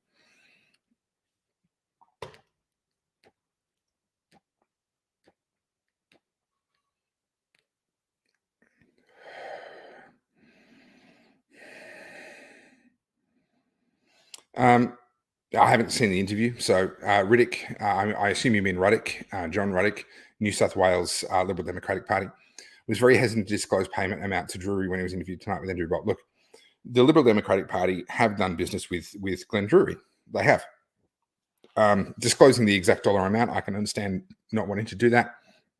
But the fact is, David Limbrick and Tim Quilty got in at the last election because of Glenn Drury, because of preference whispering. That's just how it is.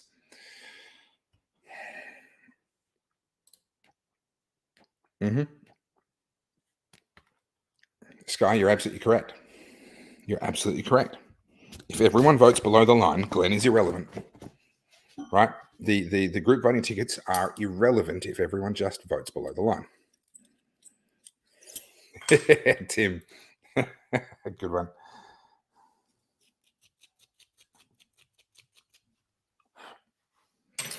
Sorry, guys, I neglected this for just a fraction too long. I need to get it going again on this high side here, otherwise it's going to give me a lot of grief.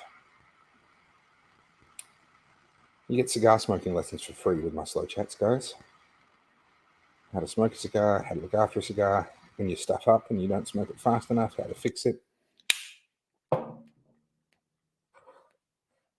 It's just one of the services I provide for free. Look, Animal Justice Party certainly do not share my values. That's absolutely true. And they have definitely been a friendly crossbench for Daniel Andrews, no doubt about that. I would love to see them lose all of their seats. But you know what? I can understand why the Liberal Democratic Party would have participated in the Drury system, even though it has the risk of backfiring in 1 or 2 seats. It also has a very real possibility of putting them in to a couple of seats. And the reality is, if you run the numbers without the group voting tickets, if everyone was voting the way that they did at the federal election, we wouldn't have any minor party crossbenches. Now, that would get rid of a lot of bad minor party crossbenches. It would also get rid of the good ones. And it would mean that basically the crossbench is held by the Greens, which is what it was prior to the previous election. So pick your poison, right? Do you want a hodgepodge of minor parties, some of which are good and some of which are bad? Or do you want Greens, all of which are bad, in my opinion, right? That's really the choice we're coming down to. Yeah, saying good day is not a bad option if you're handing out how to vote cards.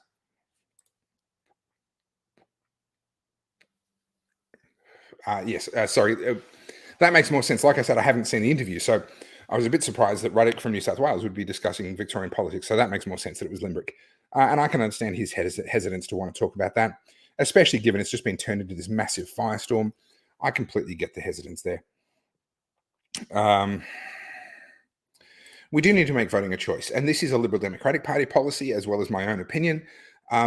Voting should not be mandatory.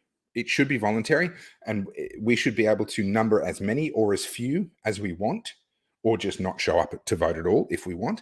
But if we show up to vote, we should have complete control over how many people we vote for and be able to stop whenever we want.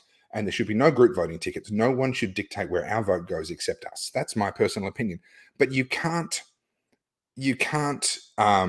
change a system without actually getting elected inside the system. So you have to make a choice. You want to change the system. Do you idealistically say the system is wrong and never get elected? Or do you engage with the system as it exists, get elected, and then you can actually affect change, right? Now, that's a values question. That's a moral question. There is no right or wrong answer necessarily to that question. People make different decisions. Some parties have taken a principled stand. The system is wrong. We're not going to participate in it. Okay, good for you. You're not getting elected. It's that simple. They're not, right? Other parties have made the decision, we're going to engage with the system as it is. We're going to use the rules of the system as they exist. And if they get in, they're going to attempt to reform the system. And that's where the Liberal Democrats are at. Yes, it was 0.6% for Rod Barton.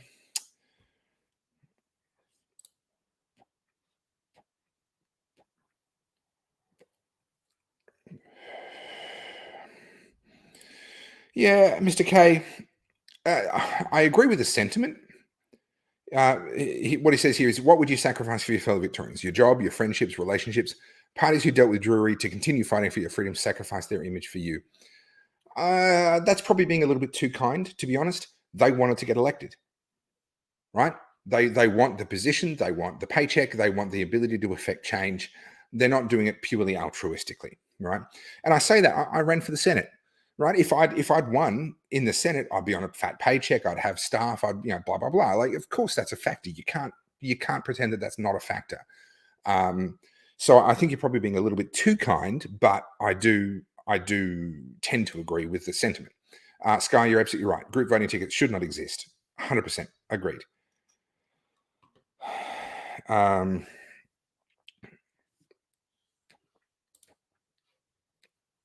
he says, don't parties aligned with Glenn also commit to not changing the GVTs in the future? No. So the Liberal Democratic Party that have been a part of Glenn Drury's scheme this election, they have said they want to move Victoria's system more to being more like the New South Wales system, where you can vote for multiple parties above the line. So you can just go one. It's sort of more similar to the federal system as well, right? And yeah, group voting tickets not being a factor.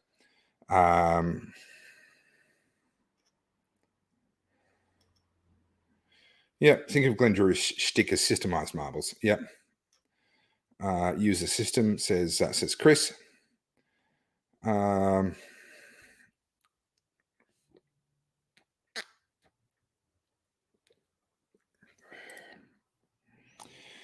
That's possible.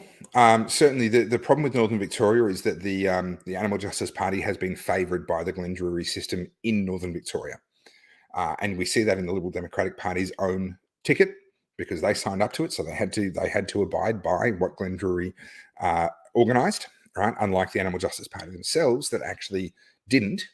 Parties with integrity, once they actually sign up to something, you can question whether they should have signed up to it. That's fine. That's a legitimate question. But once they've signed up to it, they follow through and they do what they've committed to. So that's why you see the Animal Justice Party quite high up on the Liberal Democratic Party ticket. You'll also see it quite high up on a lot of other parties' tickets that also participated in the same, because that's their seat under Glenn Drury. They get the preferences.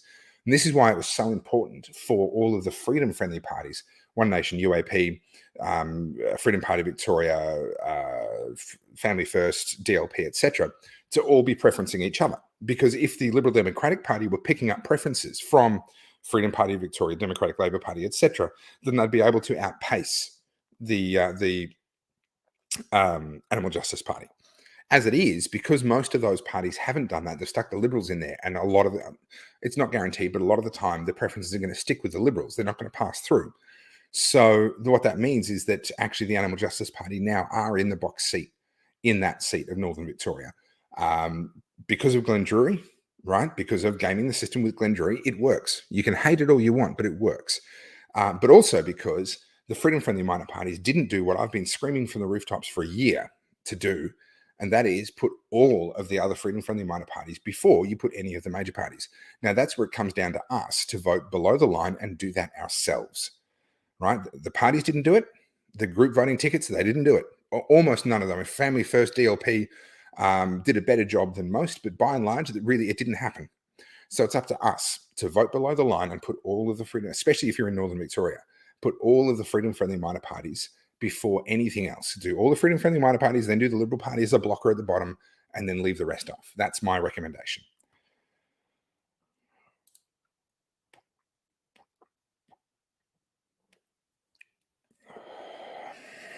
Yeah, it's easy to be critical of these parties from the outside. This is spot on.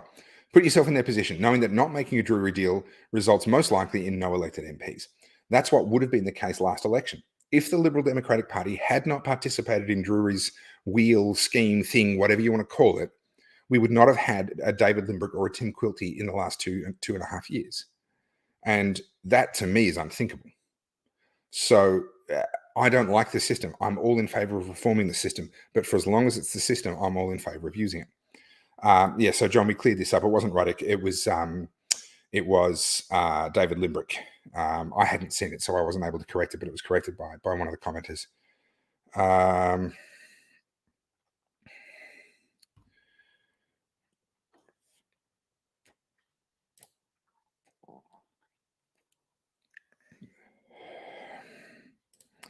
Yeah, this caught my attention.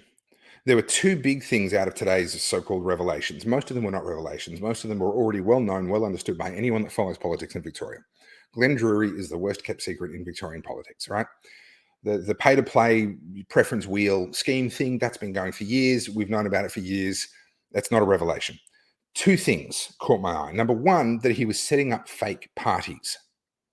That seems to me to be a gaming of the system and not acting in the best interest of his clients.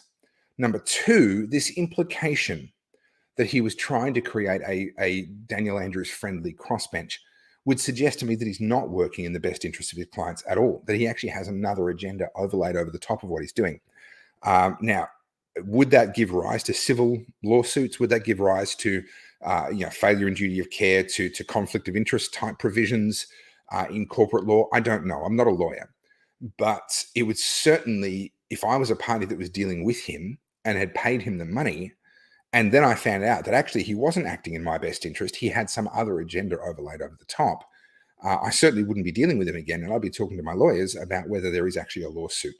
Yeah, as I said, it's pure speculation, but I wonder whether Glenn has created a situation where he could find himself in some significant legal trouble. Thank you, Barbara. That's very kind.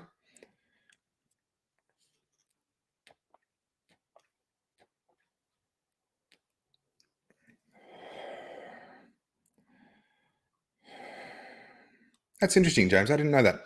The last few federal elections with group voting tickets, because let's remember, we had these pretty much across the board. I can't speak for all the other states, but they were much more common previously than what they are now. They've slowly been phased out, which is a good thing in my view.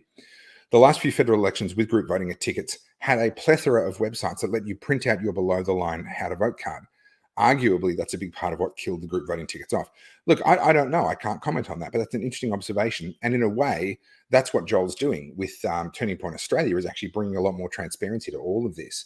And I think a lot more people are paying a lot more attention to it now than ever before, which hopefully means that we're going to see the end of the group voting tickets sometime soon. I would be very happy to see that. Yep, you and me both. You and me both.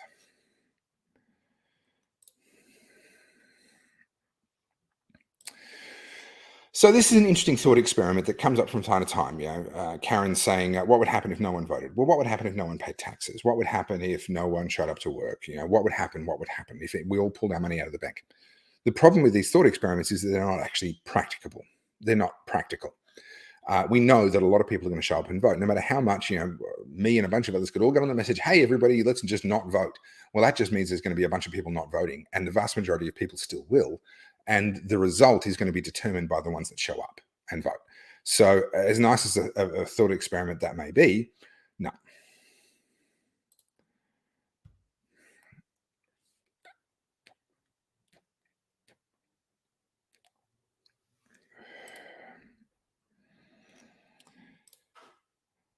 Thank you. That's very kind. I just need to stump up and get myself a webcam.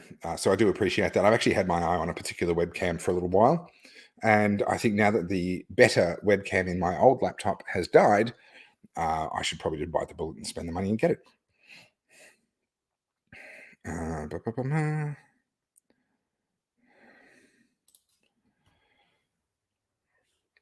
100% on Sky. I'm doing exactly the same thing. I'll be putting the Lib Dems number one for exactly the same reason. But I will also be voting below the line for exactly the same reason. I think that's exactly the right solution.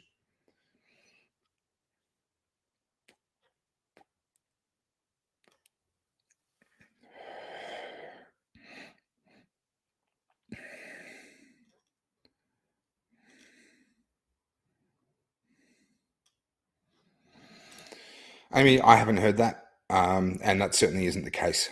There are parties that have been a part of the system that are happy to advocate for, non-mandatory voting, etc.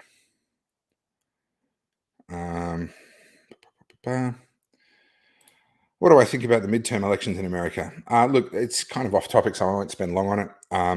I think it's a classic case of people placing their expectations too high and becoming disappointed because their expectations were completely unreasonable. And we saw the same thing here in Australia with the federal election. I'm not having a go. This is just a fact. You'll find all this information online, that the UAP were promoting the idea that they were going to hold government, that the next prime minister was going to be a UAP prime minister. Now, that was always fanciful. The idea that more than half of all of the lower house seats federally around Australia were going to flip to being UAP, that's pure fantasy. But as a result of putting that expectation so high, and as a result of some people buying into that and working to try and make that happen, when it didn't happen, for some people, there was a huge amount of disappointment. Not because the result was bad, but because their expectations were set at a completely unreasonable level. And this is one of the reasons why I tend to be a bit more downbeat than many others are. When I got onto the coverage, I joined a live stream with coverage of the midterms as the results were starting to come in, and I just said, "Look, guys, this is going to be a struggle for the Republicans to take a majority in the Senate. We can already write off a bunch of states. There's really only two left: Arizona and Nevada, I think it might have been. And there's no guarantee that they'll go the way we want them to. And if either of them doesn't, then that's it, game over. They're not going to get a majority in the Senate." And sure enough, I mean, some other people on the live stream wanted to be more upbeat and wanted to be more enthusiastic about it, but sure enough, that's exactly how it's played out. So I think we need to be really careful as a movement, and people like myself and Joel and people in politics themselves need to be really careful. Yes, we want to be excited, we want to be enthusiastic, we want to enthuse people to get out there and do the boring and do the work, but not on the basis of unrealistic promises. Because the midterms are a great example. It looked like a disappointment because they set their expectations just completely unreasonable. I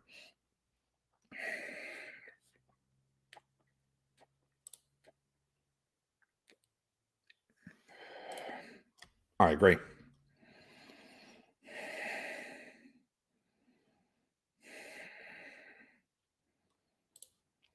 Sure, he wants a heads up. That's a very different thing. And he probably won't get a heads up.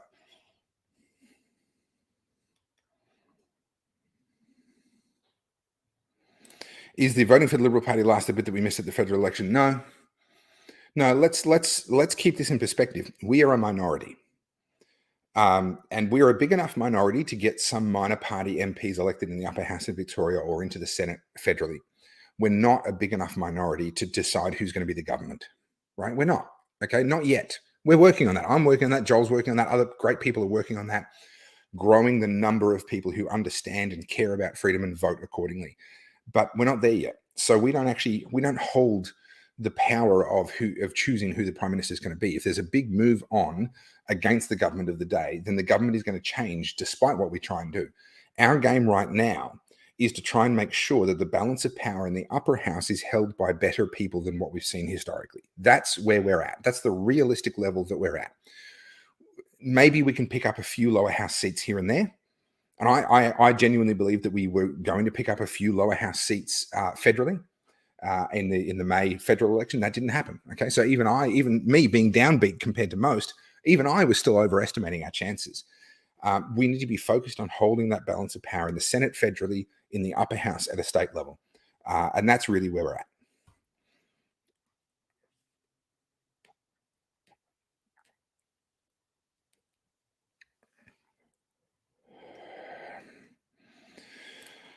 So, Melissa, this might be a slight misunderstanding of how the preferences work. Melissa says, you may as well put UAP just before Liberals, as they have preferenced them everywhere second.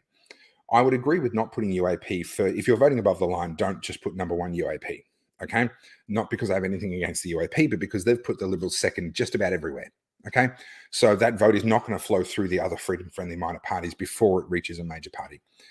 But if you are voting below the line and you vote one for somebody else and then you vote number two for UAP, then you vote number three for, let's say, One Nation, just for the sake of the example, okay? You vote Liberal Democrats, UAP, One Nation. Your vote is going along the path that you set for it. Just because you voted for UAP doesn't give the UAP the right to now dictate where it goes. As soon as you move below the line, your vote only goes where you send it.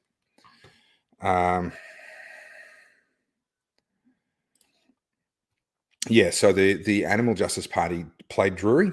I have no sympathy for Drury myself, but the Animal Justice Party did not honour any of the deals that they made. That much I believe to be absolutely correct.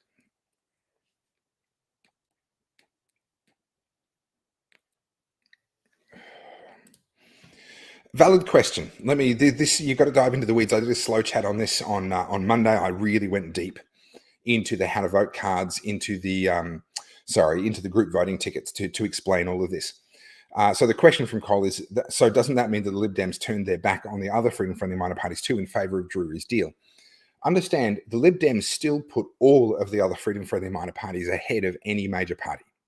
Now, it doesn't look like that. It looks like there's a Liberal Party up there. That's only the first candidate, which is irrelevant. I dive into all of that murky detail in a previous slow chat.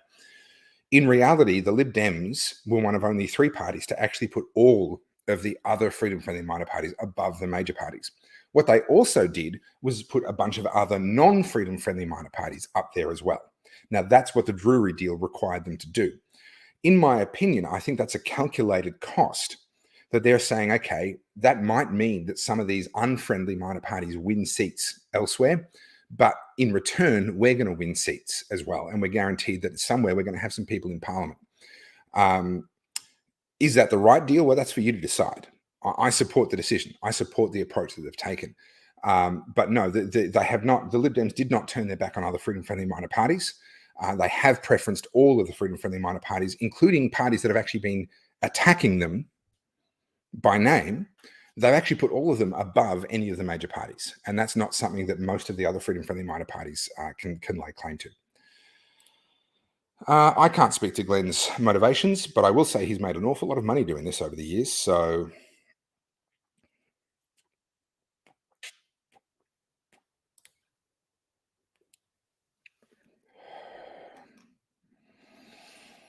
Mary, I don't think I've seen the polling that you're referring to. I know that Dan's nervous. You can see it just on the fact that he's invisible. He's nowhere to be seen. He didn't show up to the grand final. He hasn't shown up to a bunch of other great PR opportunities. That tends to tell you that he knows he's not popular. When he did show up to, what was it? It was a synagogue or some sort of a Jewish community meeting. He was being heckled. We won't forget what you did from the crowd. So Daniel Andrews is nervous. There's no doubt about that. Have Animal Justice possibly breached a contract? No idea. I can't speak to that. I don't know. I don't know how many. I don't know what the paperwork involved is.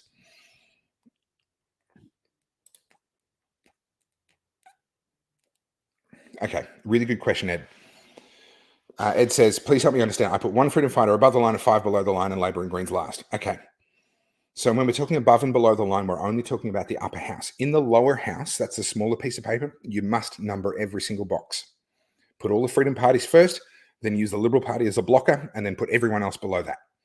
In the upper house, that's where you choose between above and below the line. This is really important, Ed. You either vote above the line or you vote below the line. You don't number both. As soon as you do that, your vote is informal. It's invalid. It's going to get thrown in the bin. Okay, this is really important. You can, if you want to, put a 1 next to a party above the line. At that point, you've voted for them, and what happens to your vote in terms of preferences is dictated by their group voting ticket. That's what all this Glenn Drury stuff is all about. I suggest you want to vote below the line. Now, that means you number the individual candidates, right? So let's take Northern Victoria. We've been talking about Northern Victoria. For me, I would be voting for the Liberal Democrats first. So that's Tim Quilty, number 1, Tim Molesworth, number 2. Then I'd be heading across to One Nation, Ricky Lee Tyrrell at number 1, and then whoever her running mate is, sorry, not at number 1, at number 3, whoever her running mate is at number 4. Then I'll be heading across to the UAP, and that's going to be Jeff Shaw. He's going to get my number 5 spot, and then number 6, right? You get the idea. And it's very easy to get to 5 below the line because you're voting for the individual candidates, right? So I would number all the candidates for the LDP, all the candidates for One Nation, all the candidates for UAP, and so on through all the parties that I can support. Then when I've run out of parties that I want to support, I would then number all of the Liberal Party upper house candidates, and then that's it. You stop. And when you're dealing with the upper house below the line, you do not have to number all of the boxes. You just have to number at least 5. But please don't write above the line and below the line. Your vote will go in the bin.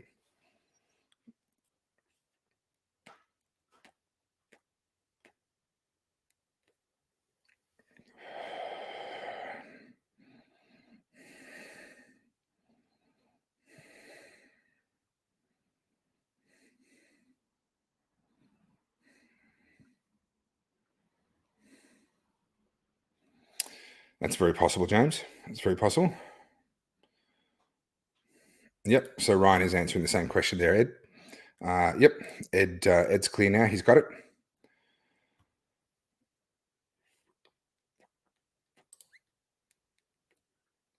$100%. Julie says, how come I can't just Google who's running in my area? I'm not sure. You would think that would just be something you could just do. But yeah, the information is a bit harder to get than it ought to be. I would suggest you want to get onto the Turning Point Australia website, tpost.com.au. They've got some really good resources there that should help you out. But just make sure that you're voting below the line for all the Freedom Friendly Party candidates. Yeah. Okay. So this is an interesting one, Benjamin. It's a good comment, and I can understand how it appears that way, but let's just dive a little bit deeper into this. Because in the lower house, the major parties, Liberals, Labor, and to a lesser degree, the Greens, once you preference them, your vote's kind of going to stop on them. It's not going to go any further. Why? because they're likely to be the three parties that got the three most votes. And so therefore, they're likely to be the last three standing. And so then one of them gets eliminated and their preferences get distributed, and then it gets decided based on that final result between the last two. The upper house works a little differently because in each upper house district, there's actually 5 seats. There's actually 5 seats available. So you don't need 50%. There's 5 seats. You only need 20% or actually less. It works on a system of quotas. I won't go into the details. But what can happen is, let's say you pick a random upper house seat or upper house district. Let's just say, for simplicity's sake, Labor get 2. They get 2 full quotas. They get 40% for the sake of the argument. Liberals also get 40%. They've got 2 quotas. Or they get 41%, let's say. So they've got 2 quotas plus another 1%. But then there's another party, Greens, Liberal Democrats, whoever it might be, that's sitting there on 4%. Well, then that 1% extra quota from the Liberal Party, they would get eliminated. They're out of the running for that last seat, and their preferences would be distributed. Okay? So I understand what you're saying here. The UAP have put the Liberal Party second pretty much across the board. That has the appearance of basically you vote for the UAP. If the UAP don't get in, it goes to the Liberals, and that's where it stops. Actually, in practice, in the upper house, it's not necessarily the case. It may actually continue on from there. My preference would have been for them to put all the freedom-friendly minor parties up the top and then the Liberals as a blocker further down. That would have been my preference. But what you've expressed there is just a bit of a simplification. It's probably true a lot of the time, but there are going to be plenty of exceptions to it. Trevor, this is an interesting one. So why? So this is the same question. The UAP preference in the Libs second. Does it suggest that UAP is just a front for the Libs? Well, let's remember Clive Palmer used to be a big Liberal Party donor, big Liberal Party supporter. And he wants a return on investment for the hundreds of millions of dollars that he spends on elections, or tens of millions that he spends on elections. From his perspective, I can understand how it's intelligent for him to buddy up to one of the major parties, so that even if he doesn't get one of his candidates elected, if the Liberals get some of their candidates elected off UAP preferences, that still gives Clive a certain amount of leverage, right? If you kind of follow my meaning, he doesn't have candidates under his banner, but the Liberal Party kind of owes him something, right? Now, in return, he got something in return for this, by the way. He's number 2. The UAP are number 2 on most of the Liberal Party's ballots. What that means is, in that event where the Liberal Party get one person in the upper house and then there's some quota left over that gets distributed, or the Liberal Party get 2 and there's some quota left over that gets distributed, the UAP benefit from that. That's how, or that's one of the contributing factors that led to Ralph Babbitt getting elected to the federal Senate here in Victoria. And Ralph's done a great job, by the way. I'm very happy that he's a senator here. So I can understand the rationale from his point of view.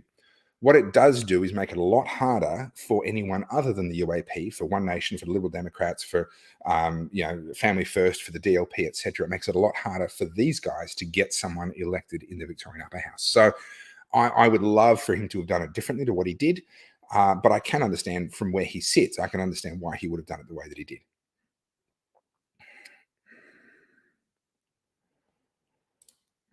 Yeah, 100%, Sky, 100%.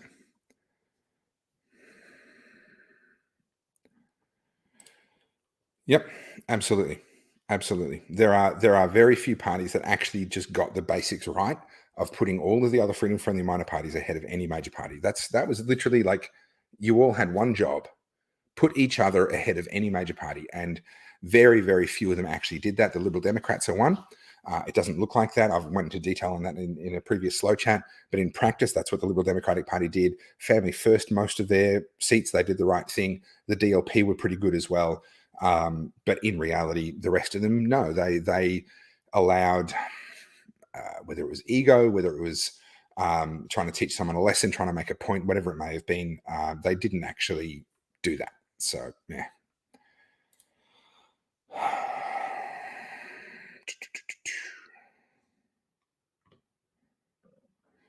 I didn't know that, Amy. I'll have to check that out.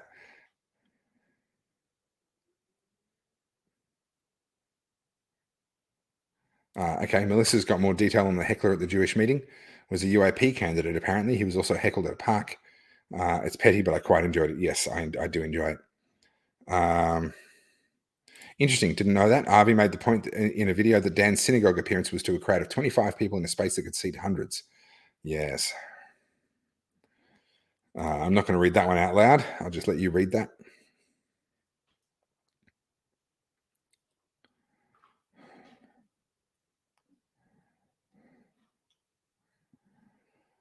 All right.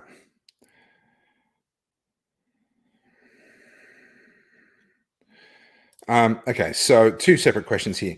Topher, would you suggest people wait till November 26th to vote? Look, November 26th is the election day. I'll be voting on November 26th. Okay, that's the election day. That's when I'm going to show up and vote. Could this Glenn Drury stuff be used by the Labor Party to manipulate it if it looks like they're going to lose?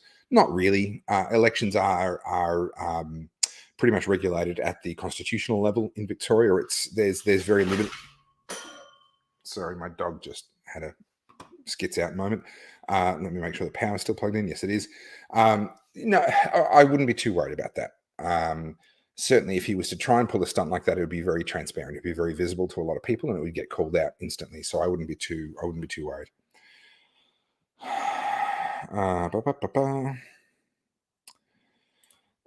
No idea. No idea. I think it'd be hilarious if he did, but I can't make a prediction on that at all. The Green left the polling station before 6 p.m. tonight. I don't think they knew that it shut at 8 p.m. There you go. All right, guys, this has been fun. We're getting on towards 2 hours. I am tired. It's been a long couple of days, and it's going to be a long week ahead. So thank you, Benjamin. I appreciate that. Have a great night. Wilson, I have spoken about Drury ad nauseum. Just go back to the start, watch it. Myself and Joel Jammal, we talk about the whole Drury stuff ad nauseum. You'll be sick of it by the time by the time you're finished rewatching it. Stockholm Syndrome should be renamed. I think we're being very unfair to the people of Stockholm. It should be renamed to Melbourne Syndrome. We have done a far better job of Stockholm Syndrome than the people of Stockholm ever did. But yes, it'll be a factor. Predictions are always a fool's game, so I'm not going to make one. But we have a collision between the sycophants, the cult of Dan, and the people who are just sick and tired of him and just want him gone. And we won't know the true numbers of those two sides until Saturday week, until the 26th. Thank you to everyone that's saying thank you. I appreciate that. I appreciate the encouragement. And guys, stay well. If you haven't volunteered, if you haven't done anything, if you haven't got out there and done the work, done the boring for any of the parties yet, please get on their websites, volunteer for them, get onto a polling booth, hand out how to vote cards, stuff letterboxes, wear t-shirts, do whatever you can do. And if you're not on a polling booth on Saturday, please come and join us. 12 o'clock on the steps of Parliament House. There's going to be a huge rally. It's basically the 1-year anniversary of the biggest protest that Melbourne has ever seen, the one that happened on the 20th of November 2021. And this coming Saturday is basically the 1-year anniversary, the 19th of November 2022. So come along for that. It should be a great day. I'll be speaking along with a lot of other amazing people. So guys, thank you very much. And we will talk again soon. See you Saturday.